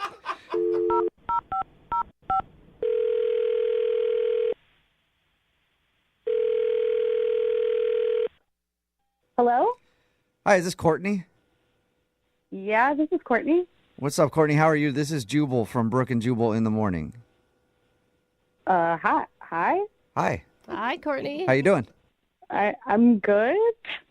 What's going on? Not much. Just hanging out. Thought we'd give you a call. Oh, What's going on with you today? hey. Just working. Oh, nice. You work as a dental assistant, yeah? Yeah, how do you know that? We know a lot about you, Courtney. Creepy, huh? Yeah. Okay, this is getting really creepy. What? All right, Courtney, this is the radio show Brooke and Jubal in the morning. It sounds like you might already be familiar with us, but we do the second date update on our show. Have you ever heard that? Yeah, I have. Okay. Well, somebody emailed us about you. Oh, God. It sounds like Have you're so excited. Well, you never know how these things turn out. Have you been out on a lot of dates in the last few weeks? You know, I'm a single lady. I spend some time out occasionally. Okay. Any dudes in particular that you don't want to see again? Oh, you got a pen and paper? I do, but I guess we don't have that much time. I'll just tell you who emailed us. His name is Mark. Oh, my God. Oh, yeah, you remember Mark. Of course I remember Mark. Yeah. All right. Well, Mark emailed us because he says that he's pretty sure he knows you don't want to talk to him because your date didn't go that great. Yeah, that's an understatement. Yeah. He told us about how he had to stop 3 different times on the way to drop you off to use the bathroom because the pizza didn't treat his stomach right. Well, yeah, but at first I didn't know that. So he's driving crazy, just stopping at all the, gas stations around town. What? He didn't tell you? Wasn't it kind of obvious? Like, what else would he be stopping for? Well, no, at first I'm like, maybe he needs a snack. Maybe he needs gum. Who knows? Yeah. The second and third time, it got a little weird. All right. So you knew exactly what was going on by probably the second or at least the third time for sure. For sure. Oh. So I like felt bad for him because I'm like, this is awful. Of course, nobody wants to have like an upset stomach on a date. That's so awkward. Did that ruin everything for you? No, it was like, okay, I just feel bad for him, you know, but we've all been there. It's fine. Were you understanding? Were you attracted to him before that? Totally. He's a cute guy. He's nice. Okay, so what's if the bathroom breaks didn't bother you, what did? So he goes in for the third time, and I'm like, okay, he's been in there a while. Let me just do something cute to try to make him feel better. I take a cute selfie. Aww. I go to send it to him thinking like, hey, you know, still here, waiting on you. Hope everything's okay. And his phone chimes in the car. So I'm like, he didn't even take his phone inside. Mm-hmm. Well, if it's an emergency, you're probably just running in. I mean, he was moving quick. But I see that in his phone, he has me listed as big butt and a smile. Really? Oh, no. But that's not necessarily a bad thing. Yeah, could be a good thing. It's not big butt frowny face. It's big butt smile. You're memorable. Except I have a name. Well, yeah. Like, what kind of guys do, like, that is just so played out. Who does that anymore? I kind of still do that. Okay, well, I can't explain you, but that is like, you could just say the girl's name. Okay, so you would rather have been saved in his phone as Courtney instead of Big Butt and a smile. Totally. Or just put an emoji. Like, only guys that do that are douchebags and married guys. Like, I'm sorry. All right. I wish somebody would save me in their phone as Big Butt and a smile. I would take it as a compliment, but obviously you didn't, and that's the reason that you don't want to see him again? I mean, the thing is, my butt isn't even that big. Well, it's good. Okay, wait. How's no. your smile, though? I mean, it is great. But Courtney, I mean, is there any chance that he just like forgot your name when he put it in his phone or something? Let's be a little more creative and respectful. Like hygienist hottie instead? There you go. Exactly. Hygienist with double D's? What? No. Okay, a little too far. Oh, all right. Well, thank you for being honest with us. I appreciate that. And we'll let Mark know. Actually, why don't you just let him know? Because if you've heard a second date update before. Oh, my God. Yeah. That's right. Mark is on the other line and wants to talk to you. Oh, my God. You there, Mark? Yeah. Hey, Courtney. I'm so sorry about that. I did not mean to offend you whatsoever with that. I mean, what did you think was going to happen, like, if I saw that? I mean, I don't know. I definitely was not planning on you seeing that, so... I think the real question is, Courtney, why big booty? Why big booty smile? Why was that your choice? Well, I was listening to some rap music, and I just...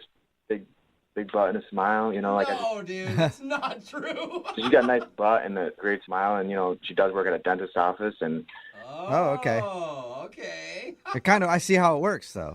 Do you? Yeah, so, like, that part, it popped in my head, and I just popped it in my phone. I really didn't even think anything of it at all.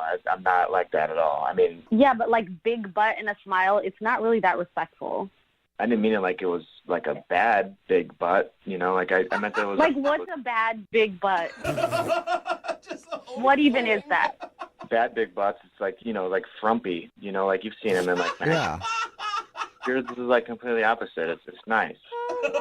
It's funny that you mentioned that because the whole time you were with me, I was facing you. So how did you even see my butt? Well, that's a really good question. Is there an answer? Yeah. Well, that one time when I was, you know, in your office, when I was dry gagging, you know, you're like, let me give you some time, I'll be right back. And when you left the office, that's when I noticed it. Wow. Should I take that as a compliment? Yes. No, Mark. Mark, here's where you insert other things that you like about her outside of just her butt. This is when you say, yeah, but also you are this. I know, but it was like, I'm telling you, she was in scrubs too. So it's like, yeah, it's really nice. If I can tell you have a nice butt in scrubs, I mean, that's... What? I mean, that's a good point. Yeah, so can we just get off my butt for a second? Is there anything else you noticed? Yeah. Your smile. Okay, these are the only two things that you've been able to talk about so far, Mark. You got anything else? Well, yeah, like I said at the very beginning, you know, like when I first saw her, she was sitting down. So obviously we can rule out that the only thing I thought about was her butt. She was sitting down at the desk when I saw her beautiful face, and I was thrown off. I was nervous. I mean, I completely made an ass of myself just trying to, like, pick her up. No pun intended. Oh, my gosh. And, like, you're super nice and kind. Like, you didn't make me feel like a huge idiot for like gagging like a freak in your office, you know? Okay, well, I do appreciate that you at least noticed that. See? I mean, and we had a really good time at the pizza place before, you know, the whole date to bed.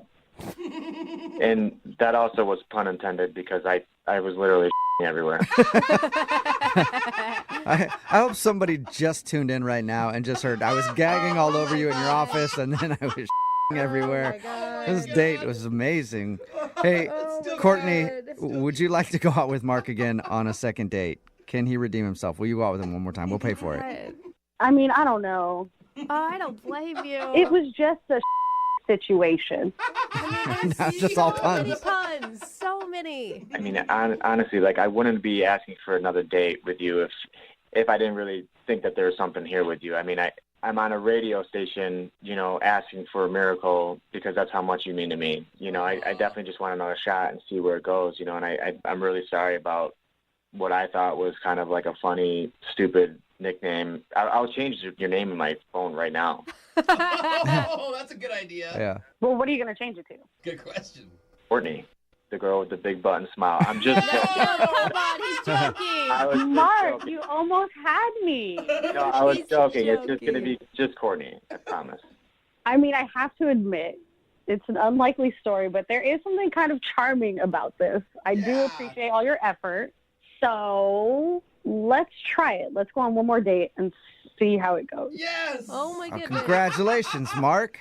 All right. Yeah. Yeah, we did it. Hard You for wished for a that. miracle, and we were able to get you a miracle, and now you have a second date with Courtney. Anything is possible. Yeah. Yeah, anything is possible when you shit your pants. I think that's the saying. Brooke and Jubal in the morning. Brooke and Jubal's second date update. When you go out on a first date with somebody, you never know if there's somebody else with you on that date. What? There could be somebody watching the entire time, Wait, someone that's not actually on the date with you? or they could technically kind of be on the date. I don't get it. Now that you're thoroughly confused, let's talk to Taryn, who was on a date that she wasn't really invited to. What? Still don't get It'll it. make sense. Taryn, what's up? How are you? Hey, I'm good. How are you? Good. Oh my God, Taryn, you just sound like a stalker right now. Really? No, it's not like that. Yeah, that's what all stalkers say. This might actually be the first time we're doing a second date update like this, Taryn. I'll go ahead and let you tell the story. So what do you want to do today with a second date update? So I'm a waitress at an Italian restaurant, and I was serving a guy who was on a date with someone else. But throughout the course of it, he is really, really nice. He was very sweet and like cool, calm, collected. And she was like a wannabe Kardashian. She was really rude. She was rude to me. She was snobby to him and everyone else around. And I'm kind of interested in him. Oh my God. See? So Wait, you hold kind of up. were on the date. Like, you never think about that, but your server is actually on your date, too. They're experiencing some things with you. Oh, true. I just got to kind of experience their whole date. And I saw how everything was happening and just watching it happen between them. Wait, can you give us some of the highlights of their date before we move on to you getting a date with him? Honestly, I felt bad for him because he was being very nice to her and he was being very calm with her while she would just go on and on about herself. Anytime I came by or even walked by, she was talking about herself, talking about how amazing she is, talking about the men that she has, like, messaging her and texting her, and That it is sounded like she's trying to make him jealous. She even at one point said to him, she's like, I almost didn't go out with you. Like, I wasn't sure if you were good enough for me. Whoa, she actually said that? She said that? Come on. I'm serious. And What was his Yeah, reaction? could you see his reaction? He just kind of chuckled, and he was like, he's like, I hope you're having a good time. And she's like, oh, yeah, I totally am. And Wait, are you sure, though, that he wasn't into it? Because although it's totally baffling to me, too, some guys like that. I mean, I don't really know, but just reading his body language, you know how, like, you can see two people together and you're like, one person is totally not in this and they want out? That's what I kept getting the vibe of like, oh my God. He's trying to be really nice. He's not a bad guy, and he doesn't want to just up and leave her, but he was also not into it. God, this must be one of the best things about being a waitress is being able to eavesdrop on everybody's dates. I mean, and get your own dates off of the whole thing, too. But I mean, it does kind of help. I mean, you get to meet a lot of people that way. Yeah. I used to wait tables a lot, and I would love it when like you'd get a couple who was in an argument. It was so fun to experience the awkwardness of going up to their table. I know they weren't in an argument, but still, she was being pretty crappy to him, it sounds like. Yeah, she just talked about herself the whole time. She's very, extremely high maintenance and selfish. Did you have any interaction with him? I did. She at one point got up to go to the bathroom, so I kind of saw that as my moment to kind of go in and just make sure, I wasn't being creepy of like, hey, how are things going? Like with her, it was, is everything okay? How's dinner? Any drinks? And just kind of letting him know that I was, there, supportive, trying to be low-key about it. Okay. All right. And did he seem interested? I don't know, I just didn't want to do anything to jeopardize my job. Of course. Like tell her off and be like, you get out of here. You stupid. Exactly. Yeah. He is a sweet man, and you're being an a-hole. That'd be so amazing. That would be awesome, I've actually. told my manager. Oh my God. Yeah. I just told my manager you have to leave. How did you get his phone number? Well, the restaurant I work in is more of a classier restaurant, so you do need to make reservations. So his number was in the reservations book. Okay, now wait, I'm going to stop you because now you're the one that's being a little sketchy. Well, no, I'm not asking him to go out. I just want to know if he's even interested. Do you think he'll even remember you? Well, that's where I'm kind of hoping you guys can help me out to see if he does. Yeah. We'll probably have to jog his memory with the actual date he was on. So other than a wannabe Kardashian, how could I describe her when we call him? I mean, she's really high maintenance. She had her makeup super, super done. Her hair Okay, was... but he might not think that, because he was on a date with her. So what, like just color hair? Bio. Yeah, something real quick so I could be like, hey, She you was went a on a real date with jerk. this person. Do you remember? She was short, for sure. Okay. She had long blonde hair, but it wasn't all real. She obviously had extensions. Okay. The color didn't match perfectly, but it was blonde. All right. She had like a really tight green dress, but it didn't fit the restaurant. It was kind of tacky. It was a little trashy looking. Okay. Like, So I'm going to say, hey, do you remember going out with a chick with really bad extensions and a tacky green dress at an Italian restaurant? He might remember that, actually. I think it's a better description. Did he say anything to you when he left? Like, you guys flirt at all? I'm not really sure. Like, I thanked them. I told them to have a great night, and he was like, thank you. You too.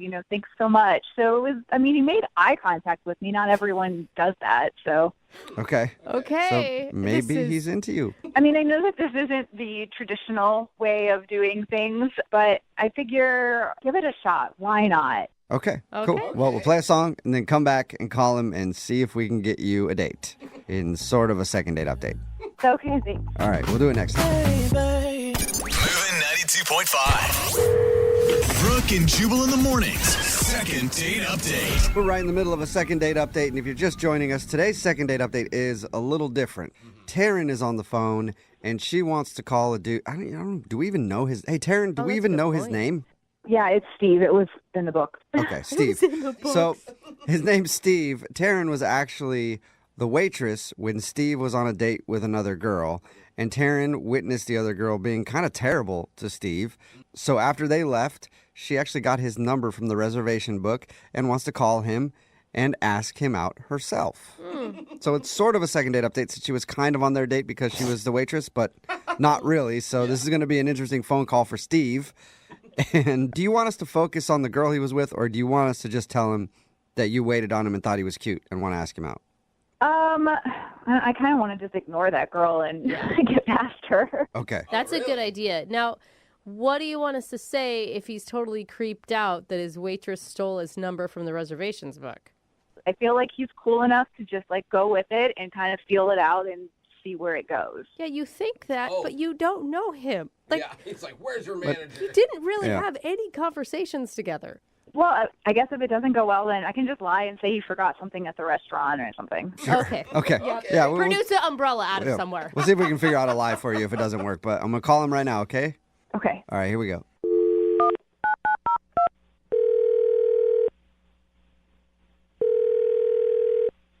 Hello? Hi, is this Steve? Yes, who's this? Steve, what's up, man? How are you? This is Jubal from the radio show Brooke and Jubal in the Morning. Okay. Have you ever heard of it before? Yeah. Oh, you have? Okay. Sweet. You ever listen? Sometimes. You ever hear of a second date update before? Not sure. Why are you calling me? So we do a segment on our show. It's called the second date update. That's where if you go out on a date with somebody and then they end up not calling you back after, you can email us and we'll get that person on the phone and ask what happened. Okay. So you're calling about a date that I went on? Yeah. You went out to an Italian place a little bit ago with a girl in a green dress, blonde girl, short. Naomi? I don't know if that's her name. I just was given the description. Is that her name? Naomi? That's who you went out with? Yeah, that's her name, but I'm confused because we have another date lined up.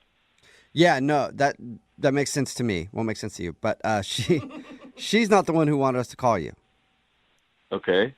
Yeah, so why did we bring her up? I mean, this is weird. This is a weird one even for us. Yeah, I'm confused. I don't get what's happening. So when you went out with that Naomi girl, your server actually noticed you and thought that you were really cute and wanted us to call you. Okay. Do you remember her? Do you remember her? That was a good laugh.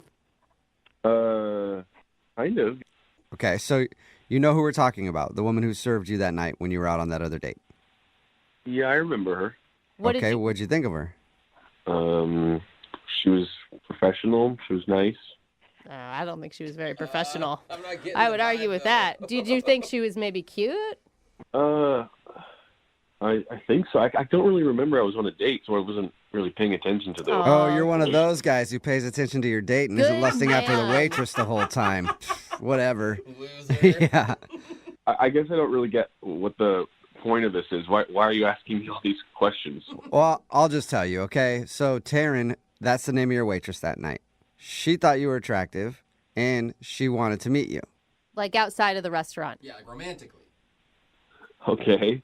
And she's actually on the phone right now listening to this conversation and wants to talk to you. She's on the phone now? Hey, Steve. It's Taryn. Hi. Hi. How's it going? This is weird. I know it's super weird. I just wanted to get in contact with you. I wanted to reach out, so this is kind of the only way I could think of doing it. Oh my God, awkward. Do you remember me for real, or are you just saying that? No, I remember you. Okay.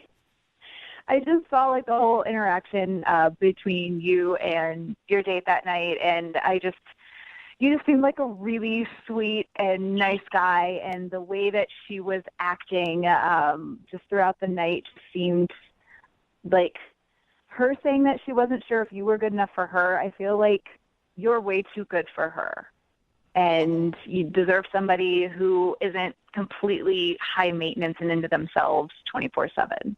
Whoa. Whoa, you were really paying attention, huh? Well, I mean, yeah, it was, you guys were one of my tables that I was taking care of, but it wasn't hard. I mean, you couldn't really ignore it. She was pretty loud about a lot of the things, especially when, like, her food came out, her pasta came out, and she sent it back twice because the first time it was too salty, and then the second time it wasn't salty enough. It's just, it's like she finds reasons to be difficult.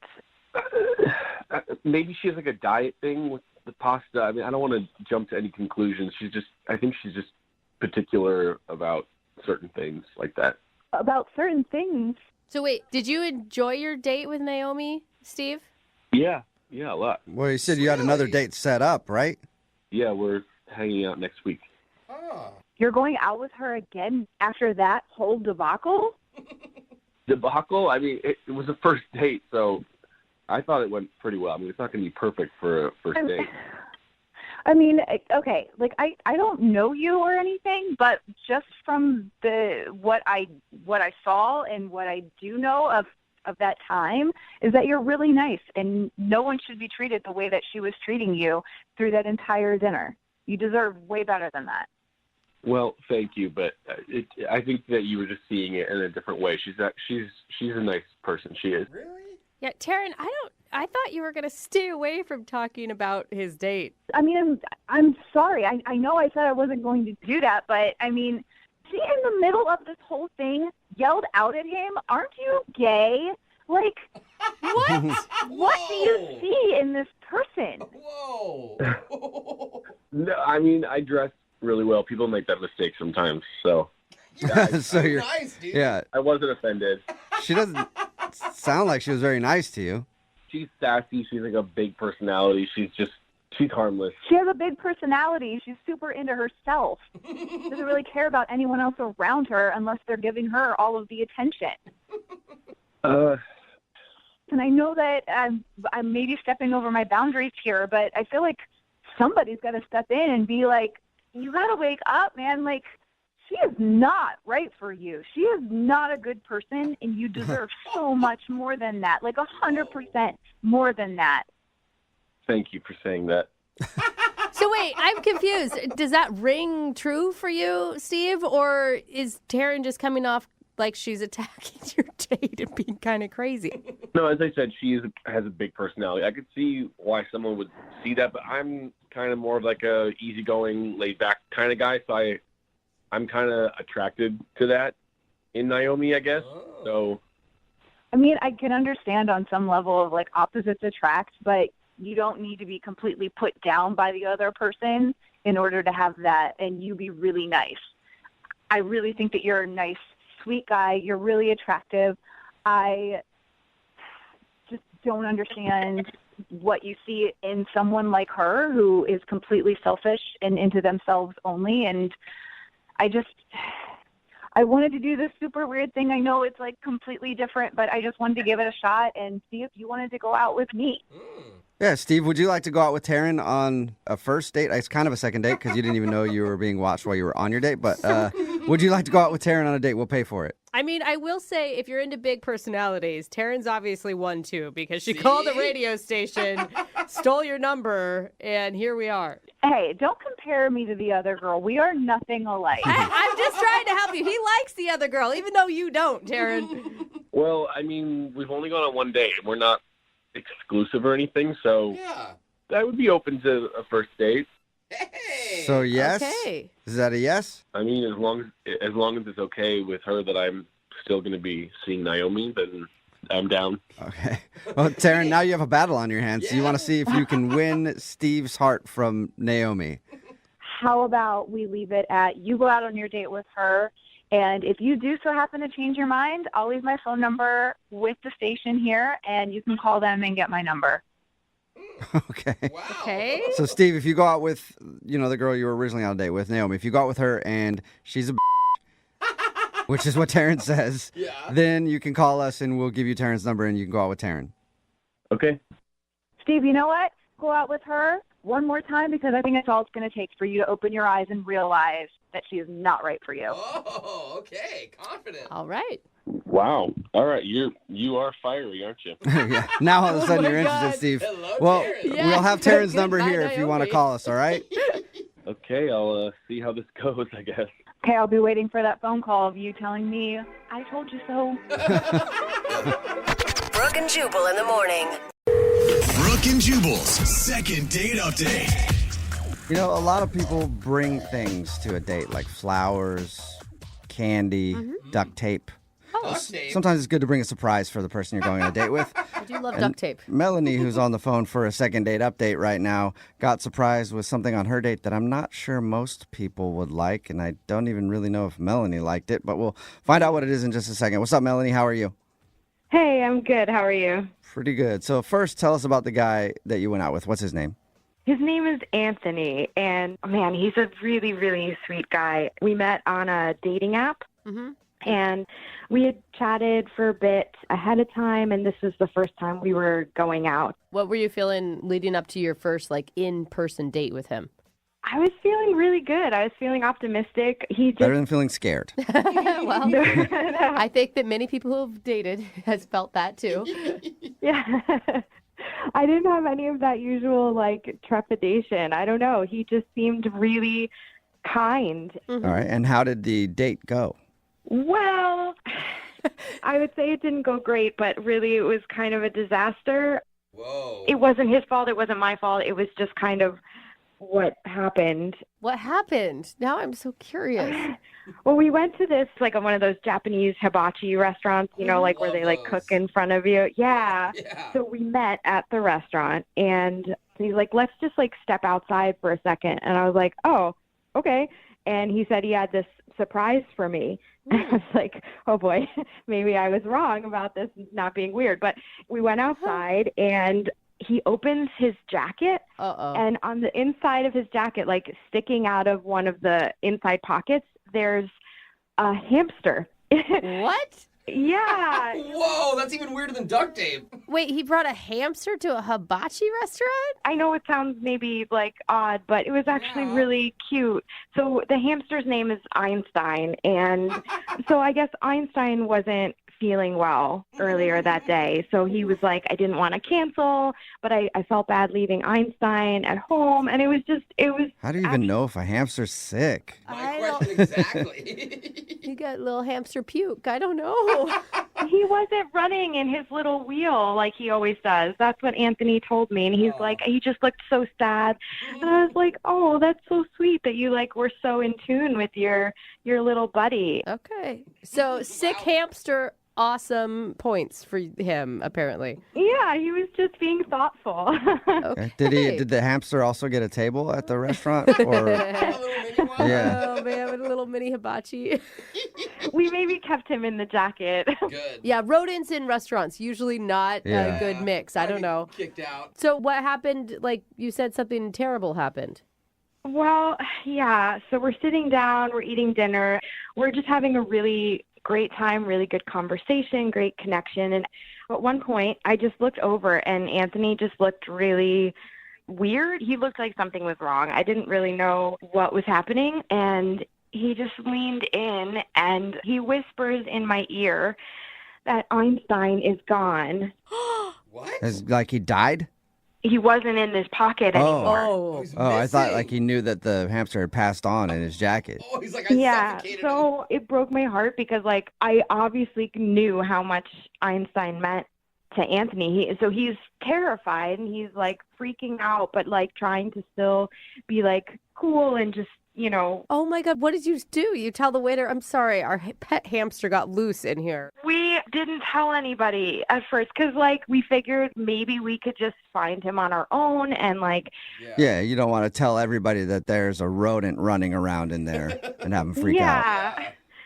So we didn't want to, like, let anybody know. So we kind of, like, started taking turns, like, kind of, you know, casually peeking under chairs and, like, just wandering throughout the restaurant. Like, we ordered 2 extra desserts just to stay a little bit longer so we could keep looking. Oh, man. Did you ever find Einstein? No. You never found him. We never found him. I mean, we probably looked for over an hour and a, like, we were looking for a long time. What did he do? I mean, for a dude that would like his hamster so much, he'd take it into a restaurant if it had the sniffles.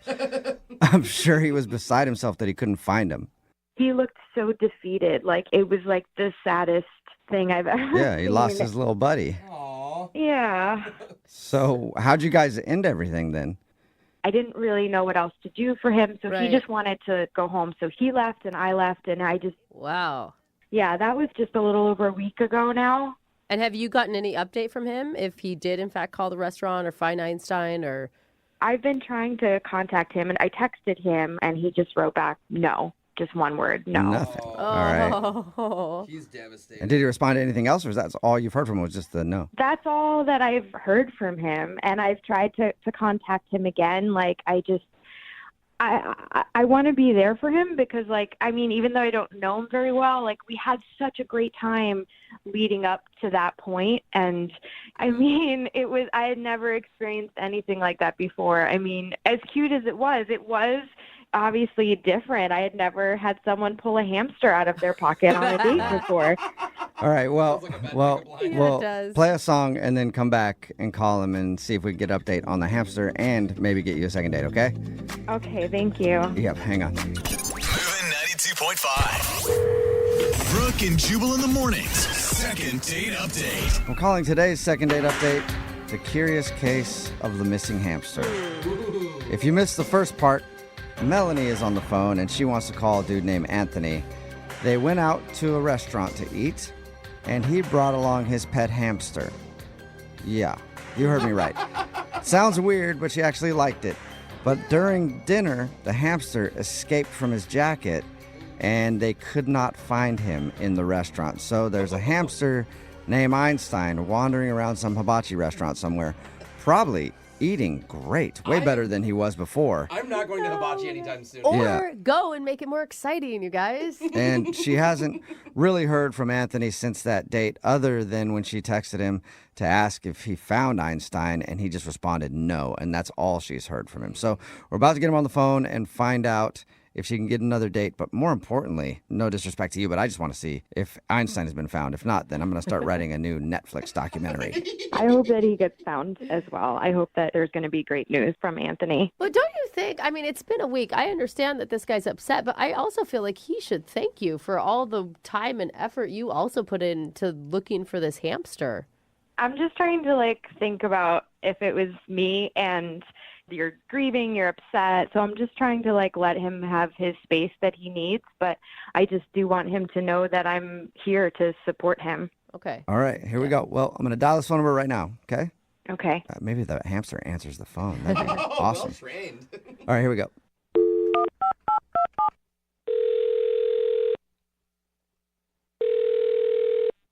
Hello?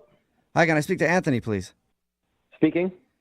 Is this the Anthony that went to a hibachi restaurant a little while ago and whose hamster got loose? Who is this? First, I want to know if this is the right Anthony. Well, can you tell me who's calling, please? Sure. This is Jubal from Brooke and Jubal in the Morning. It's a radio show. Okay. Hi. Hi, how are you? I'm fine. Why are you calling about my hamster? Do you know where he is? No, I don't. I would love to find out, though. Sorry. I'm actually calling because we do a segment on our show called The Second Date Update. And Melanie emailed us. She told us about your date with your hamster, Einstein, and said that she's tried to start talking to you again, but you haven't really been responding to anything. Yeah, I know Melanie. Wow. This sounds like you don't like Melanie. Well, she's the reason why my hamster got loose in the first place. So Really? She's the reason because she said you took the hamster in your coat pocket to a restaurant. It sounds like maybe that decision is the reason. that is not the reason. I have taken him plenty of places before that, and he's always been fine. I was having dinner with Melanie, and she is actually a pretty sloppy eater, and food was falling down on her lap. There were crumbs and pieces of rice falling onto the floor, and Einstein, which is my hamster's name, Einstein loves that stuff. I even said to her, I said, hey, be careful. You're spilling a lot. You're getting food all over the place. She's like, oh, it's fine. Don't worry about it. Whatever. And suddenly I look down, and now Einstein's gone.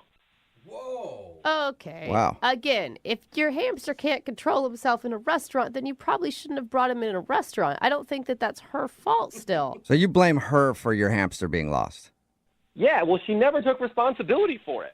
She helped me look for him, which was nice, but it was her fault. So the whole time, she's never once said, "Oh, hey, I'm sorry that I did that. I'm sorry that I let your hamster get loose." But okay, wait, hold on. If that's your theory, the reason why your hamster got loose is because he saw Melanie's spilled food everywhere. Why wouldn't you be able to look down and see the hamster then eating Melanie's food? I just know that that's something that he likes, and he'll go for that. But obviously he didn't because he wasn't there. He was gone. He didn't go for that. He ran away. Excuse me, who are you? Okay, I just lost my hamster. You're putting me on blast right now. I had to have that hamster for almost 5 years. They say hamsters only live to 3.5, and he's almost 5. Wow. He's an old guy. Sorry. Yeah. I know you're hurt. I just don't think that it's her fault. That's all I'm saying. Well, it is her fault, all right? And she owes me. I've been through so many hard times, and Einstein has always been there for me. He's an elderly hamster, and I didn't want to take my eyes off of him. Right. So he was a little sick that night, so I wanted to bring him and whatever. It's not fair. It's not fair. I'm sorry. It's not fair. And now you're telling me it's my fault, okay? I'm a bad parent because I was the one who brought my hamster someplace that I shouldn't have. Well, it's definitely, that is your fault. Absolutely. Unless Melanie grabbed your hamster and rolled it across the floor, I don't see how it's really her fault. Obviously, she didn't purposefully do it, but it is her fault, and I just wanted her to take responsibility for it and say something. So Okay. He did warn her. Oh, come on. Why didn't you tell her that then? If you're that passionate about her taking the blame for this, why didn't you talk to her about it? I was in grief. What am I supposed to do? How does shouting at her at that time make her not look for him? Yeah, okay, so I guess you've moved on. You're in a different stage of grief now, and I guess you can shout at her because she's actually on the other line listening and wants to talk to you. What? Yep. Melanie, you still there? Or are you scared now? I'm here. Okay. No, I'm here. Wait, hold on. Have you been listening this whole time? Yeah, I heard you say everything. And what do you have to say for yourself? I don't really understand why you think it's appropriate for you to turn your anger to me. I know that you're upset and you're hurting about losing Einstein. I saw it that night. I stayed with you for over an hour looking for him, not because it was my fault. I literally can't believe you would say such a thing, that you think it's my fault. Because it was your fault. I can't believe you're still saying it's not your fault. All you had to do was say, I'm sorry, and man up and say, it's my fault. Shouldn't have done these things. I'm sorry I did those things. But Anthony, take a deep breath because you sound crazy. So let's start there. This is I lost a family member, so what am I supposed to do? Yes, you did. You're supposed to be angry that you lost your family member, and you are not supposed to be blaming me for something I didn't do. I thank you for helping me find him, but you were just fixing a situation that you caused. And then you didn't even text me later and say, I'm so sorry he's gone. You just said, oh, did they find him yet? Yeah, and that was my tone. Thank you for putting my tone onto what I said. Because surely I wasn't texting have you called out of me and sympathy. talked about it. Surely I was texting you with an attitude. That's why I texted you. Oh, my God. If your friend's grandma dies, you just text them and say, hey, is she fine? Or do you call them and console them? Anthony, you are not comparing a missing hamster to a dead grandma. He loves it. It's not the same. I had hamsters. They both died. You get over it. I mean, I don't mean to be... Sorry for your loss. I'm sorry for your loss. I had no idea that happened to you. At some point, you have to be like, life, it has an end for everyone. And your hamster lived long, well past But we don't even know that Einstein is dead. That's right. He just got loose in a hibachi restaurant. Guys, it's a He might be 5-year-old living the best hamster. life ever. Totally. What have you done to actually find him? Did you go back to the restaurant? Have you talked to the staff? I've gone to that You spoke restaurant the every manager. single day for lunch, and I've called them and tried to explain it anonymously. There's a bit of a language barrier, but every time they tell them they think I let loose a rat in there, and I keep trying to tell them, like, no, it's a pet. It's mine. Like, Now you just sound like racist. So, like, that's... How am I racist? The people that were working at the front of the restaurant spoke perfect English. You're just trying to put the blame on everyone else. They don't understand you. I'm making a mess. You made just as many crumbs. We were eating at a table together. Melanie, you know what? I hear you saying a lot of stuff right now, but the one thing I don't hear you saying is I'm sorry. It's my fault. Oh, my gosh. Wow. Anthony, I feel like you're really missing out on a girl who has been understanding, who's been compassionate, who didn't think you were a total freak for bringing the hamster in the first place on a first date. Why would I be a freak for bringing a sick family member? Dude, you brought a sick rodent in your pocket on a date. That's weird, man. So what? People bring dogs to places all the time. How is that any different? Hamsters are way cleaner than dogs. I don't know if that's true. I will argue with you on that one, but I'm with you on the dog thing. I guess if that's your pet and you want to take it out, but still, I think you shouldn't blame Melanie for the entire thing. Oh, really? Okay, so you're on her side, too. That's fine. That's fine. I guess everybody's against you, Anthony. Yeah, everybody's against me. You and my therapist should team up and say, I'm wrong all the time. Weird. You're in therapy too, huh? Would not have Maybe guessed you that. learned a lesson. Maybe you learned a lesson that you shouldn't be bringing a hamster into a restaurant. Maybe next time I'll just be with a clean eater and we'll be fine. No. All right, dirty eater. Anthony. Well, you'll be eating alone a lot. Wait. We got to get an official answer. Anthony, would you like to go out with Melanie again on a second date? We will pay for it. Hard pass. I don't have any more hamsters I can afford to lose. And Melanie, I'm guessing you're not heartbroken about that now. Oh, no, I'm good. I'm glad we cleared this up because, wow. All right. Wow is Well, You'll never forget this, though, Melanie. No, not for a very long time. Well, thank you both for your time. And if anybody knows the hamster's whereabouts, please send him our way. Yes, please. I'm serious. If you see Einstein, he's mostly white, a little bit of brown auburn patch towards his head, and he's very sassy. It's a sassy little hamster running around town. Make sure you snatch him up and send him to the radio station. Who doesn't want a sassy hamster? Brooke and Jubal in the morning. Brooke and Jubal's second date update.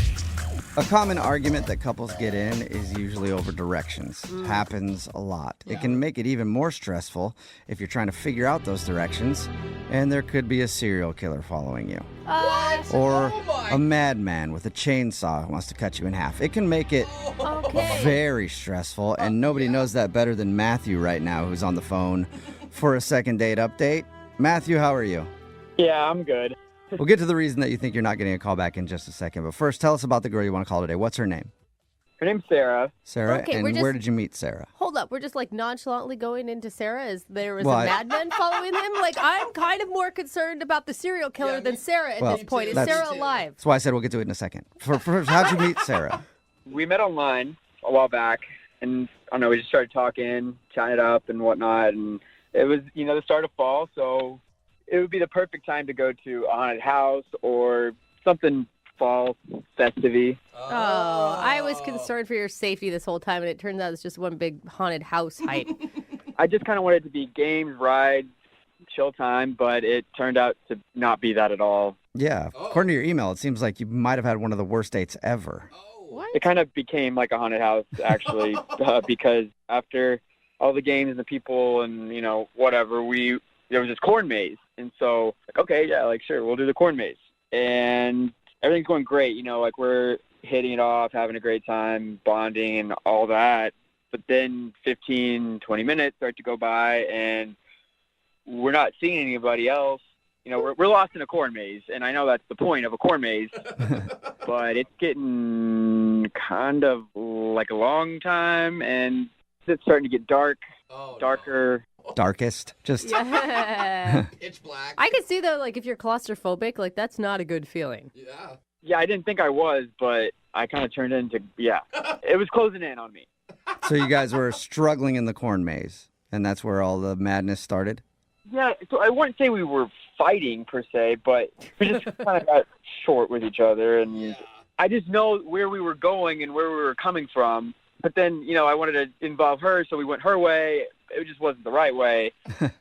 So things were not going great, and she started to panic, and I asked if she was okay, and she was not okay. And so I was like, okay, what could I do to calm her down? Because that's the worst thing is being, freaking out. Yeah. Panicking. You could have said, hey, we're at a corn maze in a pumpkin patch. I have a cell phone on me. I can call 911 if I need to. We're fine.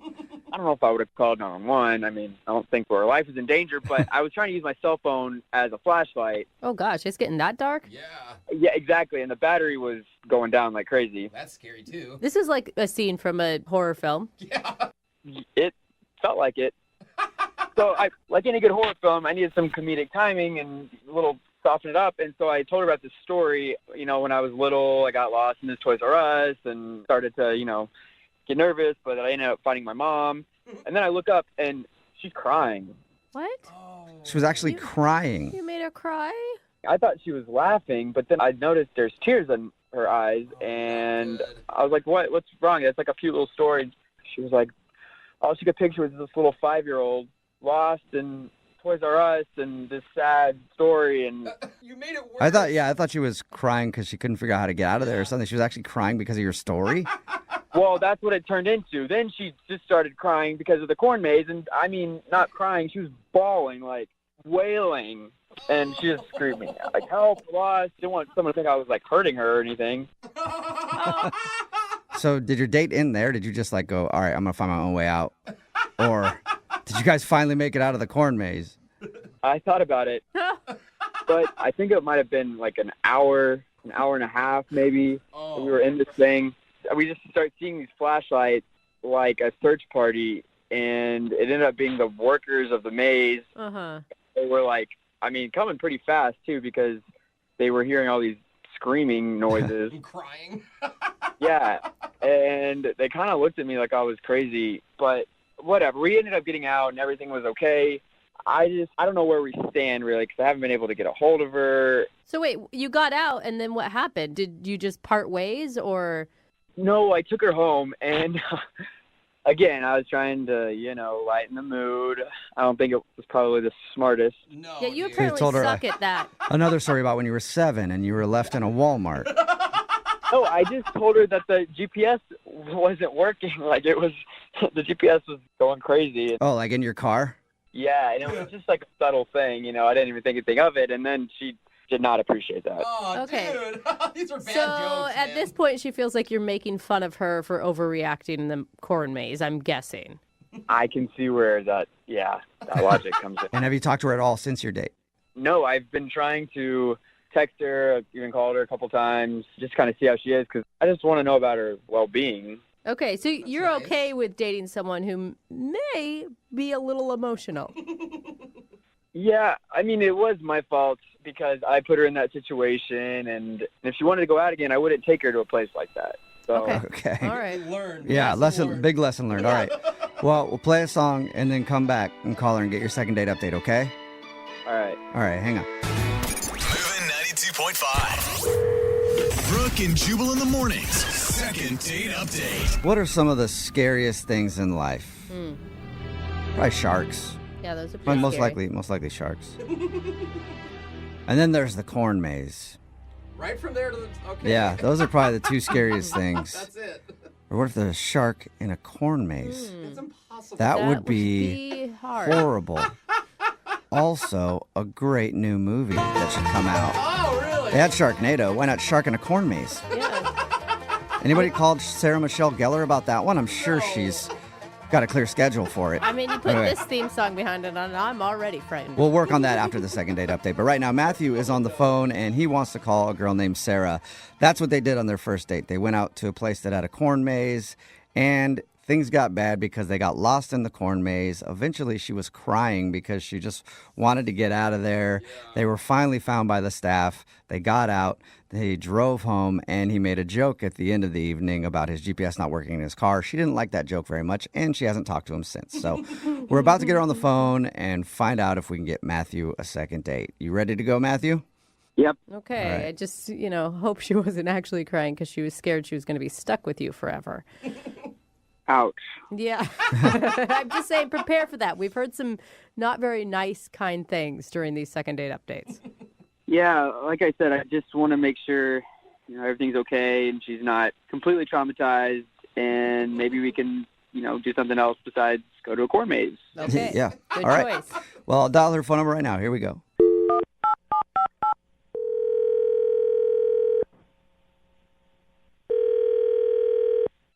Hello, Hi, can I speak to Sarah, please? this is she. Sarah, how are you? This is Jubal from Brooke and Jubal in the Morning. This is who? Jubal from Brooke and Jubal in the Morning. It's a radio show. Jubal? No, that's my sister. My name is Jubal. Jubal, okay. And Brooke and Jubal in the Morning is a radio show, and we got an email about you from one of our listeners. That's why I'm calling you. Okay. Okay. We do a segment on our show. It's called the Second Date Update. That's where if you go out on a date with somebody and then end up not calling them back after, they can email us to get you on the phone and ask what happened. And Matthew, the guy that you went out with to a corn maze recently, Oh, God. Really? he emailed us because he says he's been trying to get a hold of you, but you're not calling him back. Well, that would be correct. Now, wait, is that reaction because of him or because of how terribly the date ended? I don't know. All I can say is, I don't know. Okay. It just wasn't a good experience, so I'll just leave it at that. I mean, I don't think he meant for you guys to get stuck in the corn maze and for things to get that bad. Yeah, but, my mother has always told me that when you hold a man's hand, if you don't feel safe and secure, then he's not the one. When I held his hand, it was all sweaty and clammy and disgusting, and he just didn't act like a real man on this date. Like, I don't understand how we're lost, okay? We're lost. And I'm usually not that emotional, but I showed a lot of emotion. I'm crying, I'm upset, and he's just like sitting down on the ground with his legs up, not going to move. I'm just going to chill here until someone comes and gets us. Like, who does that? Wait, he sat down? He sat down? He sat down. Like, this could have been a real life or death situation because we're lost. Let's slow it down. You're in a corn maze. It wasn't actually a life or death situation. Maybe not necessarily, but what if it was? It's a test. You just sit down on the ground and throw your legs up in the air and like, oh, well, I don't know what to do. Well, I will say to his defense, if you're ever lost in the woods somewhere, you're told to stay put. Like, oftentimes going further is just going to get you into more trouble. Okay, listen, I'm sorry. I don't know your name or whatever, but this is not the woods, hon. It's the corn maze. It literally goes in circles. I mean, how much lost could we have gotten? And I'm just like scared out of my mind. And he's doing nothing, just like, ha, cracking jokes. Oh, I had this happen to me before. Well, guess what? It's never happened to me. So I would like to, like, you know, I love my life. Hello, you know. And I want to get out of here, like now. Wait, you were really honestly that scared? It's pitch black in a cornfield. No lights, no nothing. I didn't want to spend the night there, and he was just acting like, well, someone will find us. We'll be all right. What? Okay, so basically you don't think he's the type of man you want to be with because he wouldn't be able to take care of you in like a life or death or any kind of situation, basically. Yeah, I mean, what if it was a real disaster like an earthquake or, you know, we've had hurricanes and stuff. What are we going to do? Just sit on the ground and chill like, oh, we'll get swept away, but someone will find us? I just feel like that's a pretty unfair Okay, comparison. it's not like I got in a fetal position and was like giving up hope or anything. What's going on? Oh, Sarah, that's Matthew. He's actually on the other line listening and wants to talk to you. Apparently just started talking to you. Jesus, take the whole wheel. Really? I wasn't like I was just giving up. That wasn't the point. I wasn't trying to be this like wussy guy. Well, that's what it looked like to me, Matthew. And then on top of that, when we get in the car, you're like, oh, yeah, my GPS is screwed up. I can't even get us home.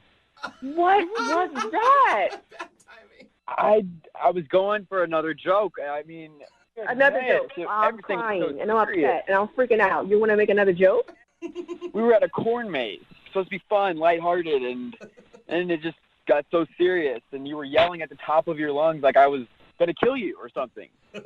So my emotions aren't valid to you? Is that what you're saying? That's how you would react if it was like I was your girlfriend and I was freaking out about something. You're just like, oh, well, it's just this. That's your answer? You know, I was trying to be calm and trying to calm you down. I mean, what? I was supposed to freak out too? What if No, you weren't supposed to freak out. You were supposed to validate my emotions and make me feel like I was safe and secure, and you didn't do that. I was trying to get your mind off the situation, and I guess it just did not work.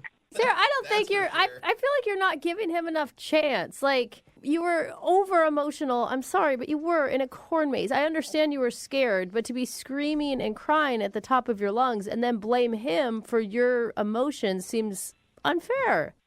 I'm getting emotional all over again just thinking about it. Like, he doesn't know what my childhood was. Maybe I got stuck somewhere, and he just made fun of it. I told you a situation from my childhood, and you didn't seem to care about that. I did care, Matthew. I was crying. You cared too much. She's right, actually. Now, you didn't care about it, but now she cared too much, Matthew? Which one is it? Look, I don't know, but what I do know is that whenever they found us, they did take us the way I wanted to go. Oh, I wouldn't put an I told you so in there right now, Matthew. That's probably not super smart. I'm just saying, if you would have trusted me, Sarah, and let me be the man, I would have saved you and got you out of the situation like you wanted to. Oh, so now you want me to trust you after you sat down on the ground and threw your legs up and made jokes. Nah, son, I'm not believing you. Oh, my gosh, Sarah. We just kept going in circles and circles and circles. And at the end of the day, it is a corn maze, and children had done this corn maze. And since we obviously couldn't figure it out, maybe we just should have got naked in the corn maze and done stuff. What? Would that would have been what you wanted? That is creepy. Sounds good to me. At that point, you couldn't even get me so... Whoa. Okay, come on. Just, earlier when I talked to people at the radio station, I didn't want to go to a corn maze, but I think we should go back to the corn maze and face our fears, show you that I can be a man and take control of the situation. Okay. All right, Sarah. Wow. Hey, Sarah, would you like to go on a second date with Matthew? We will pay for it. You can guys go back to the corn maze. He can punch a 7-year-old in the face, show you he's a man, and he can handle any kind of adversity. What do you think?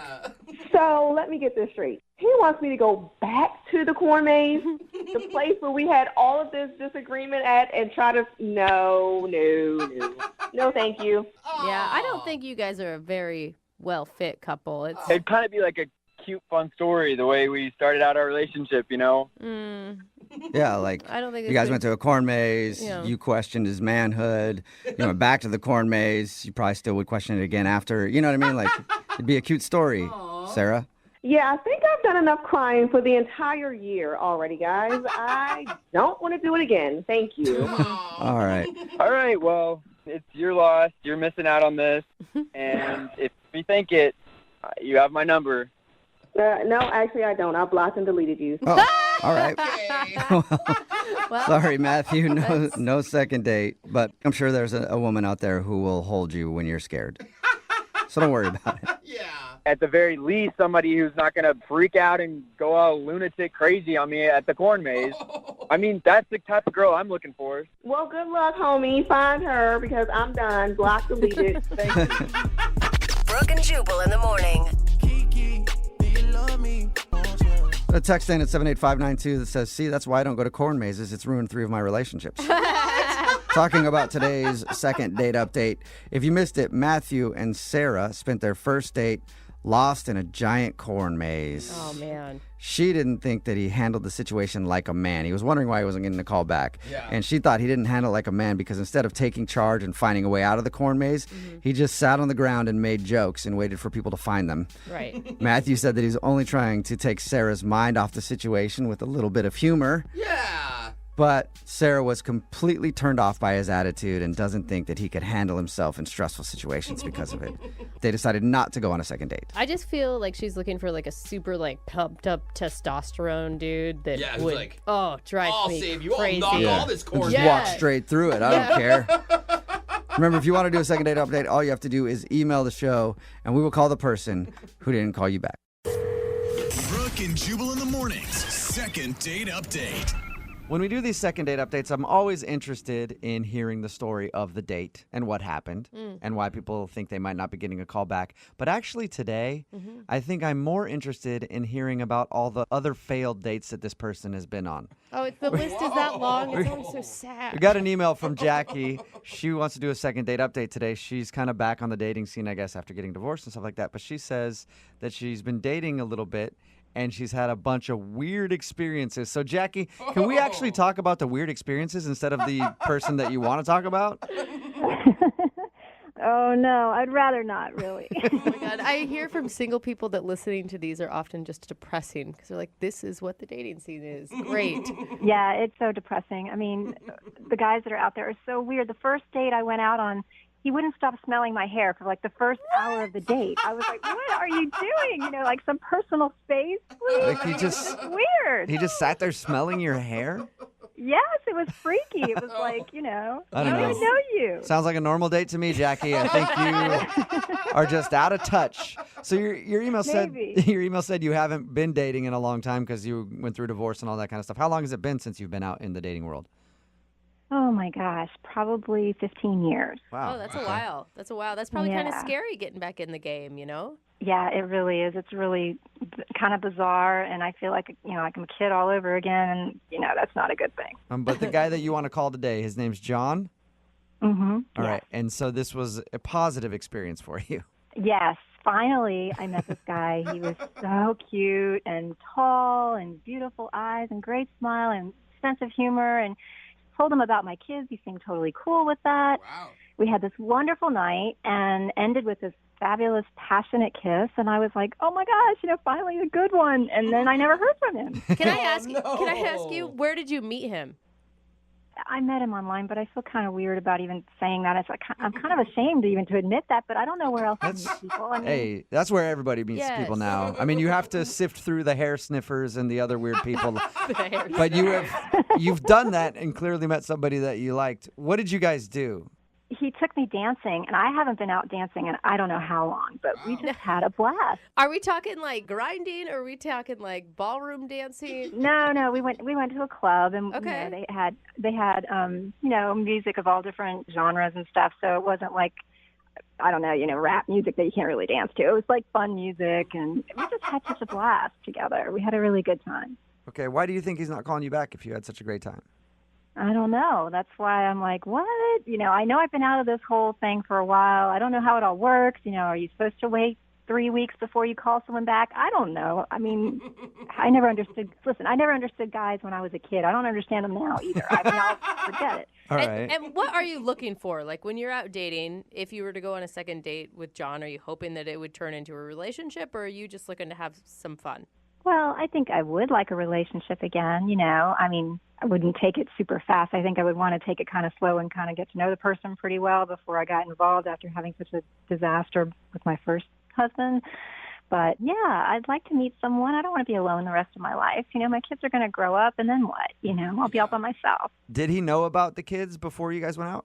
Yes. He did, okay. On my profile, it's very, you know, I made sure that people knew that because I know that could be a problem, and maybe it is, and he was just being nice about it. I don't know. Yeah, I was going to say, how did that conversation go when you talked about your kids? He seemed fine with it. I mean, he's never been married before. He doesn't have any kids of his own, but he had some nephews and nieces, and he seemed like he really liked hanging out with them and playing with them and stuff. So That's not bad, because you bring up kids with me on a date, and like it's like a hole through the wall like a cartoon character. I bust out of there so quickly.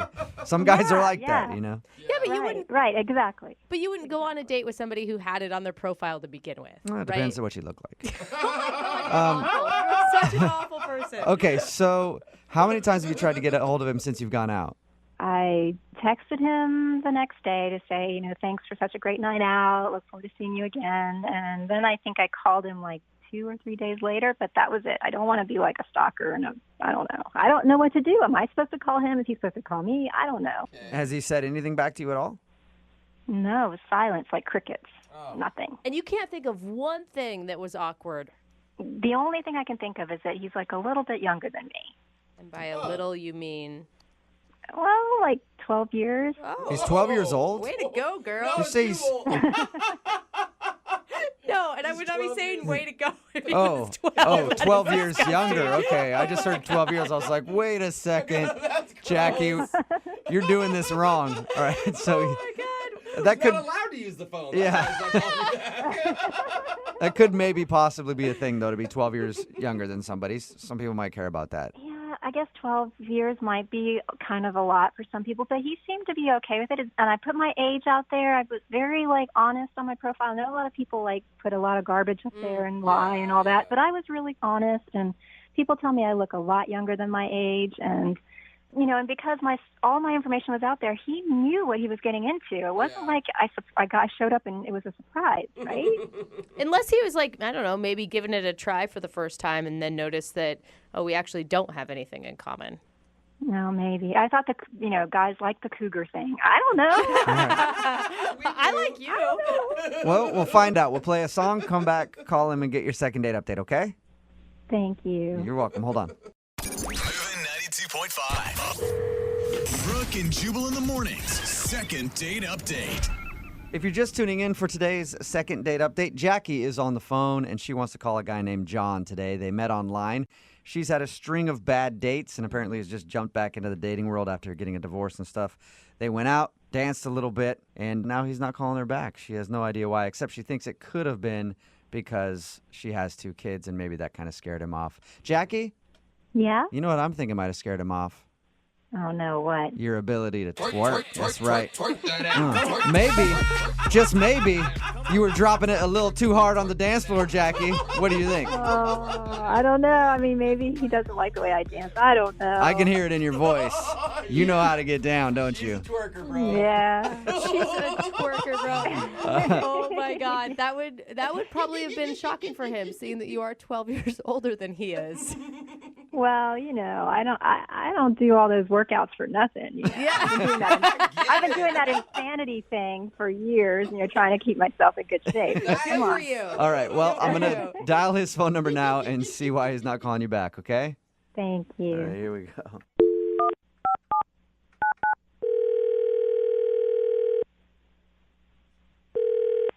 Hello? Hi, is John there? This is John. Hey, John, how are you? This is Jubal. I host a radio show called Brooke and Jubal in the morning. Oh, okay. I think I heard of you. What's this about? Well, I wanted to ask you a few questions if you have a second. About what? About your dating life. That is. Oh, that's weird. Well, I'll explain. We do a segment on our show called The Second Date Update. It's where if you go out on a date with somebody and then end up blowing them off after the date, they email us to see if we can get you on the phone and ask why. So you recently went on a date with one of our listeners. Her name is Jackie. Oh, okay. Oh, my gosh. Yeah. So Jackie told us about your date and said that she actually liked you a lot and wanted to see you again, but she's wondering why you're not answering her phone calls. She's really great. I just don't think it's going to be right, though. Is there a particular reason? You know, it just sometimes you just don't match up. That's all. You know. Does it have anything to do with the fact that she's 12 years older than you? No, I knew that. I knew that before we went out. So, and she's really fun. She's really great, and I hope she finds somebody great to be with. Okay, if she's so great, then why don't you want to go out with her again? Yeah, it's just I want what's best for her. So. Do you feel like you guys are looking for different things in life? Yeah, you know, I think you know, I just want her to really be happy. She deserves that. It sounds kind of like you're dancing, John. Be honest. Yeah. Is it the age thing? Like, you can tell us the truth. No. She doesn't even look her age. Actually, she looks great. So she's great, fun to be around, beautiful, gorgeous, yeah, sounds awful. and has kids, and you don't mind kids. So everything about her is perfect for you, and that's why you don't want to see her again. I really like her. I think she's awesome, but I think that in the end, it's not going to work out. So why? Well, did she tell you that she's divorced too? Yeah, she did. She told us all that. Yeah. And did she tell you about like what her ex-husband's like? No, she did. We could have gone into that, but I was more concerned with hearing about your date with her, not her ex-husband. Not rehashing her marital problems. Yeah. Well, he's just like he just really has his stuff together. He's this big-time investment banker and very successful, and probably provided a lot for her that I just can't do. Wait a minute. Oh. You realize he was also a bag who she divorced, right? And doesn't like at all. I don't really know too much of the details of why they got divorced or anything. We didn't really talk that much about that. I just know I'm barely getting my life started. I just started working in public relations, and I'm not going to be able to give her that. That is unfair to her, dude. Not only are you saying that, I mean, it just implies that she is looking for someone with money. No, but it's not even like that at all, though. I'm just talking about that there's a standard of living that people are used to being at, and I can't fit into that for her. I can't give her that. That's real. That's like very real. It's not anything bad about her. In fact, that's what I'm trying to say is I think she's really great, and I want her to have what she should have in life, and I can't give that. Yeah, but don't you think that maybe she has her own money and her own way of life, and that actually maybe she wasn't reliant on her ex-husband at all? I don't know about that. I don't think that we're in the same place in our lives. And if you talk to her, can you just tell her I had a really wonderful time with her, and I really want the best for her? I can do that, but why don't you do it yourself? Because she's actually on the phone listening to this conversation. What? Yeah. Jackie? Hi, John. Listen, I think you're great, and I wish you didn't feel that way because none of that stuff matters to me at all, really. But it's going to.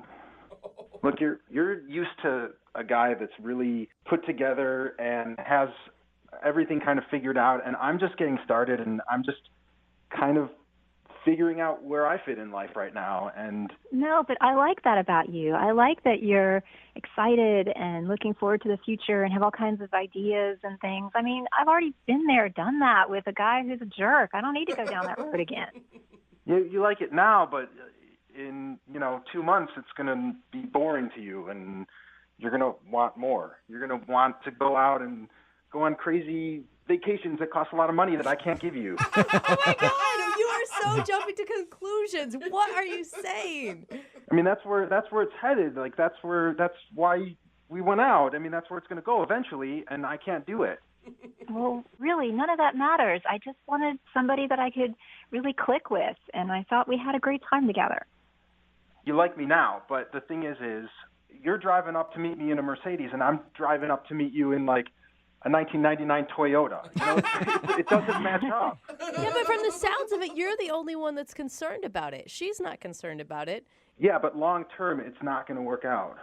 Nobody said anything about long term. We could just hang out and hook up, Whoa! Yeah, girl. I like Ja- her. Did you mean hook up in the way that I think you meant hook up, Jackie? You know what that means, right? I don't know. I just wanted to have some fun, and I don't want to be that serious. As you should. You are making up for some lost time. That's right. That's right. I never said I wanted to get married right now. I don't want anything serious right away. I just want to go and have some fun. Yeah. And John, you look like you could be a lot of fun.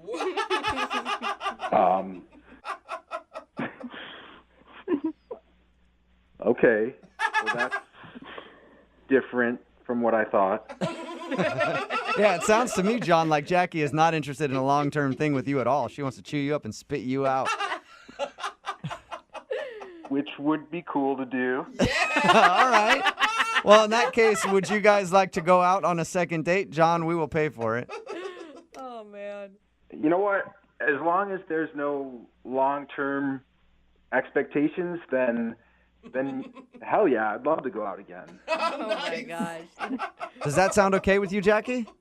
Oh, I think I've made my point. That sounds more than okay to me. All right. Well, congratulations, you two. It's a successful second date update. We'll send you out again.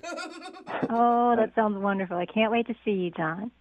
And just like Jubal said, there may be some chewing and there may be some spitting out. Oh, yeah. Okay. Brooke and Jubal in the morning. Text in at 78592 says, I'll date Jackie too. I know there's a lot of young cougar hunters out there right now texting in. You're talking about today's second date update. And if you missed it, this girl Jackie went out with a guy named John, who was a lot younger than her. And she was afraid that the fact that she's divorced with 2 kids could have scared him away. But when we called John, he said he was worried about being able to provide for her and her kids and doesn't think that he would be able to support them in the long run. He's really thinking down the road on the whole thing.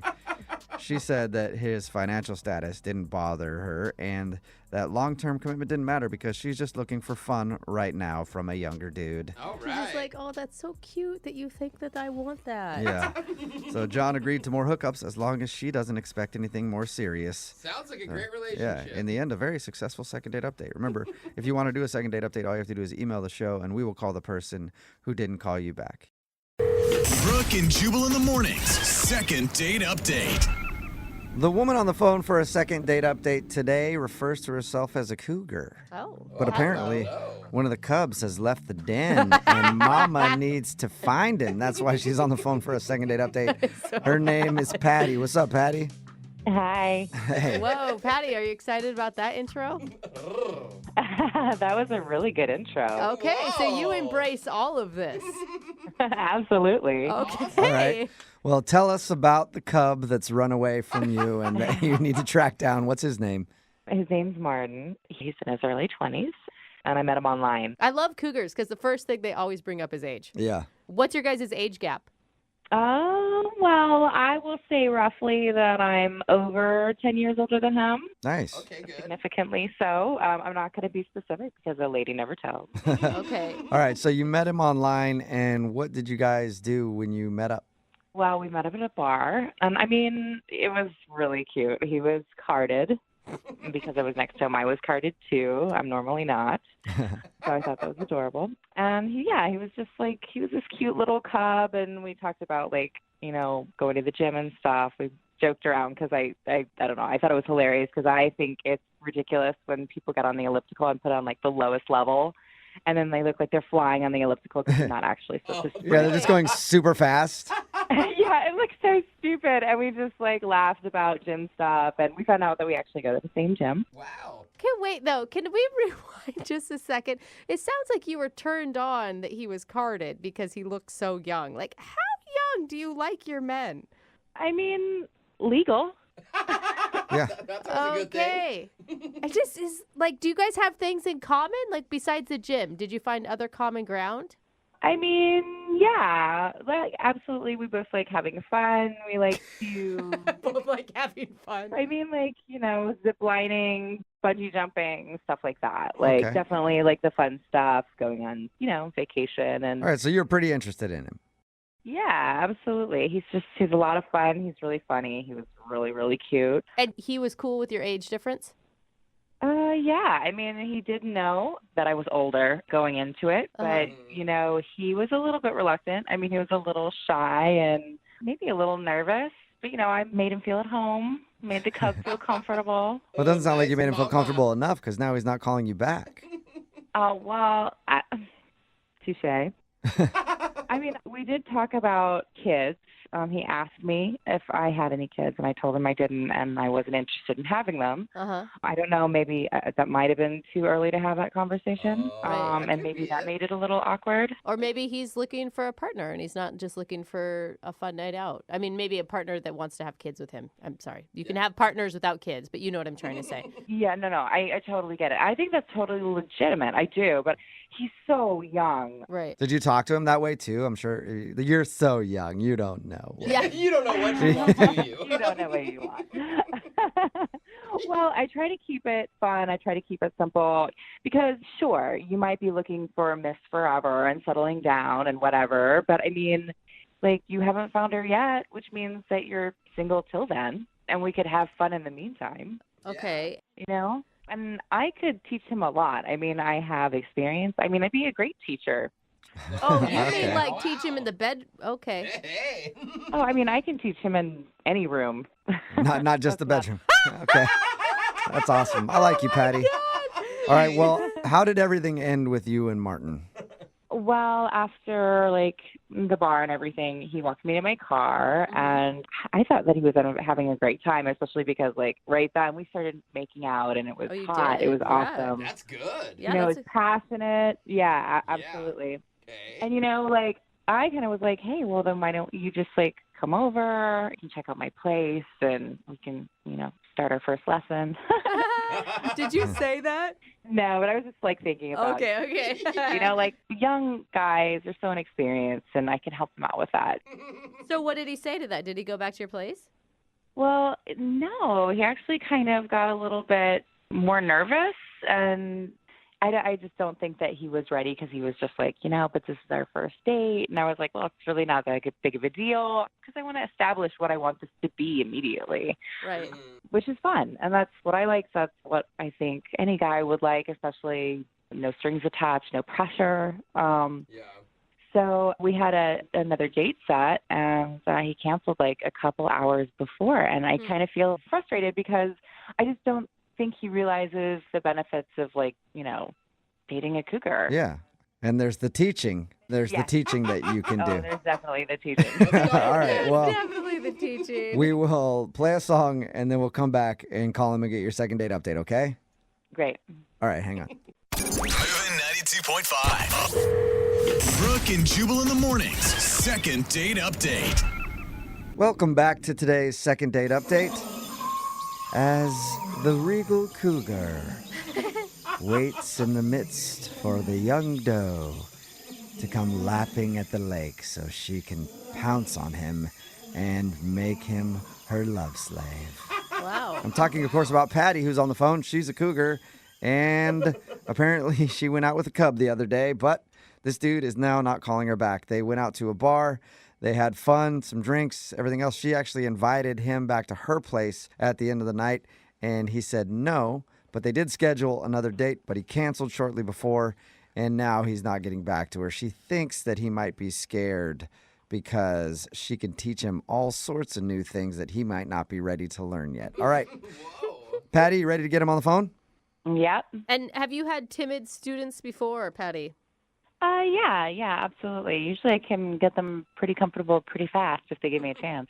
Okay. And so you're not going to be heartbroken if he doesn't want to go out with you. You just want a shot. Well, I think he's kind of special. Definitely stands out from the other pups I've gone out with. Oh, Okay. that's good.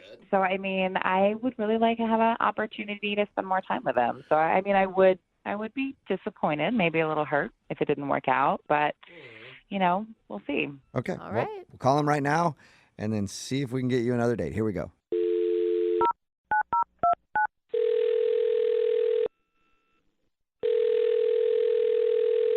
Hello? Hi, may I speak to Martin, please? This is Martin. Hey, Martin, what's up, man? How are you? This is Jubal from Brooke and Jubal in the morning.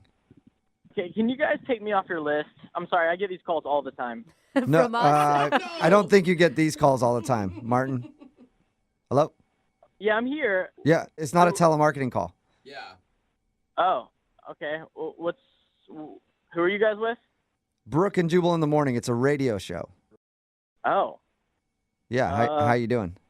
okay, I'm doing good. This is He's like- So anyway, He's got a like, survey. I got a survey. Wonder if you can take that real quick for us. He's kidding. Martin, he's kidding. Don't hang up. okay. Martin, the reason we're calling is because we do a segment on our show. It's called the Second Date Update. And you went out with somebody who listens to our show recently. What? Her name is Patty. All right, yeah. Yeah. And Patty told us a little bit about your date. She said that she liked you a lot, but apparently you canceled on her before you guys were supposed to go out again, and now you're not really getting back to her. What? Okay. Is that not true? I mean, yeah, that did happen. Yes. Do you, Were you planning on getting back to Patty and rescheduling and actually going out with her? I mean, to be honest, no, not really. Was there Really? like a specific reason, or do you just not feel it? I mean, this is really weird. I'm sorry. I mean, it's kind of a personal thing, to be honest. Like, I don't even think she'd really want me to share with you guys, so. Well, I can understand that, but she also asked us to make this phone call, and we tell everybody who does one of these second date updates that they have to be prepared to hear whatever it is the person on the other line says. So, Yeah. do you mind telling us? Because she's just confused. Oh, she asked you guys? Oh, my gosh. Yeah, she wants you to share. Whatever you think she doesn't want you to share, she wants you to share that. Mm-hmm. Well, all right. Well, okay, she's like a little older. I don't know if you guys know, like how much you guys know, but Yeah, she's very proud that she's a cougar. Mm-hmm. She's over 10 years old. Yeah, exactly. Yeah. Okay, so she's kind of giving you a little. Well, yeah, and I'm frankly just kind of worried she won't be able to keep up. If you know what I mean. Like on a hike? What do you mean? Well, no, not a hike. Maybe a hike too, but just like every day, kind of in general. Maybe some bedroom stuff. You know how. So What? Wait, hold up. How old is Patty? Do you think that she's like 75? Is she elderly? I mean, I know she's a lot older than me, and I'm in my early 20s. So there's a big difference between, pace, energy, and all that stuff. Right. So, Okay, so you just think that you're too young for her because she won't be able to keep up with you. exactly. Yeah, for sure. So Have you dated any women that are older than you before? Yeah, I have. And that's actually how I know. It didn't work out for that reason.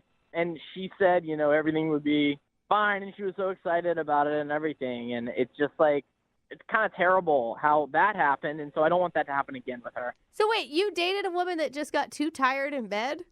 Things were really great for the first 2 weeks. But then after that, she just kind of started falling off. And things were less frequent and less energetic, less enthusiastic. Oh, my God. Yeah. All right. Well, Martin, I have a feeling that Patty's going to disagree with you, but we should just ask her about that because she's actually on the other line listening and wants to talk to you. Wait, what? Hi, Martin. Are you freaking kidding How are you me doing, right now? hon? Surprise. Yeah, so this is all Hey. just set up, I guess, huh? Okay. Yeah, That's good. pretty much. Well, you weren't getting back to me, so I did kind of want to find out. And like, I get your concern, but this is something I can definitely put. You can put your fears aside, sir. Between my like Pilates, yoga, and weightlifting, it wasn't too long ago that I could still hang on to the ceiling fan. So I don't think that you have anything to worry about. Whoa, there you no, go, I Martin. mean, I can't keep up with Patty. I'm telling you, I'm in the best shape I've been in my entire life. I could outperform myself in my 20s, 30s easily today. Girl. What do you have to say to that, Martin? All right, but like you say this now, you say you're gonna have a ton of energy now, and like everything's gonna go great. But I mean, the reality is you're not in your early 20s anymore, and that's exactly what happened with my ex. And so I just don't want that to happen again. And that's what she said. She made all these promises and everything, and it just wasn't great. So I mean, I don't know what crotchety old lady that you used to date, but I'm not anybody's grandma. Okay. Yeah, and that ceiling fan, though, Martin. Yeah. That ceiling fan comment does nothing for you? I mean, okay, yeah, it did for sure. But I mean, she's just like my ex. She's talking a big game. Like, it's just talk, and there was no. And I'm just really skeptical that she can back that up. I have a feeling it's a challenge that she's ready for. Exactly. I mean, it's something that I'm definitely ready for, but maybe this is something that you're not ready for. Maybe this isn't about me. Maybe you're putting it all on me and you're actually, I don't know, intimidated or threatened. Yeah, what are you, chicken, Marty? You scared, Marty? Okay, Good so this point. is like classic. You're trying to spin this around on me as if I'm not the energetic one and I'm not ready for what you have to handle. Like, what? That doesn't make any sense. It does, though. It does, though. If you've slept with a guy who's in his early 20s and if you've slept with a guy that's a little bit older than that, it does make sense. Thank you, ma'am. Yeah. Absolutely. Yeah, experience makes a lot of sense. Yeah, and a lot of guys can be very easily threatened by having to do more than just lay there. So, I mean, if that's something that you're into, then maybe we're not going to work out. What the hell, Patty? Like, I can absolutely bring the power. Like, Bring the power? I mean, this is like another one of your manipulative ways. I know that you're just trying to get me riled up. Of course, I have the energy in me, but it is kind of, insulting. Well, I mean, for you to say that remains to be seen. Yeah, There is no proof. All you're saying is words, Marty. Yeah. Where's the power? What Yeah. if you're just like her ex, okay, that couldn't bring it? What are y'all talking about? Like, all she's saying are just words. Like, I can actually prove it. Oh, okay. Well, then, Martin, how about you prove it? Would you like to go out on a second date with Patty? We will pay for it. All right, here's the deal. Patty, so you're saying that if we do this, 2 weeks come, like, you're going to, like, the fire's going to still go, and you're not going to be worn out after a while. Hey, I mean, as long as you bring the tinder, I've got the gasoline. Oh my God! Dude, is this a second date update or like Brooke and Jubal's like brothel experience? Like, I feel like we're pimps right now. I could have hooked up with her the first night when we hung out, and I didn't. And that was because I got the sense that she was a little, slower, I guess, older maybe. And I don't know. So if you're going to talk a big game like that and you're ready to bring the fire and, you're actually giving this a fight. You actually called this radio station to get a hold of me. So, sure, yeah, let's make this work. Yeah, all right. Okay, sweetie. Well, that's awesome. We'll meet up. Just make sure that you bring the Gatorade so that you can keep your strength up, okay? Make sure get those electrolytes in, Martin. I feel like it needs an energy bar. Yeah, it's a successful second date update. Cool. Congratulations, both you guys. All right, thanks, guys. Wow. I don't know what that was, Patty, but all I know is I'm going to go take a cold shower now. Brooke and Jubal in the morning. Got a text in at 78592. Well, lots of texts in that kind of say the same thing. If Patty ends up getting tired of Martin, they'd be willing to take it for a test run. If you missed today's second date update, Patty, she calls herself a cougar, and she's proud of it. Yeah. She wanted to call Martin, a dude who's a lot younger than her, because he wasn't calling back after they went out on a date. We got him on the phone, and the reason that he wasn't calling her back was because he felt that he was too young and she couldn't keep up. Yeah. And not like he walks faster than her, like she couldn't keep up in the bedroom. Yeah. And then she made a lot of comments about how he can't keep up in the bedroom. She basically like patted on him. She basically patted him on the head and said, That's cute, honey. Yeah. Like, oh, that's sweet. I feel like it was reverse psychology on both of them. It's like, Yeah. no, I'm crazy. No, No, I'm I'm crazy crazy. in bed. Oh, you want to find out? Yeah, whatever is going to happen is not going to be safe because both of them are going to be trying to prove a point. So good job for those guys because we haven't had a couple actually go out for a second date in a while. We've had a lot of people turn each other down, but It's going to be steamy. they I are mean, they're getting together are we for a really second going date. to pay for a dinner on this one? Because I don't don't even- even know that they need that. Yeah. Hospital bills. Yeah. Yeah, we'll pay for the hospital bills after one of them sprains an ankle for sure. Remember, if you want to do a second date update, all you have to do is email the show, and we will call the person who didn't call you back. It is Friday, so Young Jeffrey's Song of the Week is coming up at 8:10.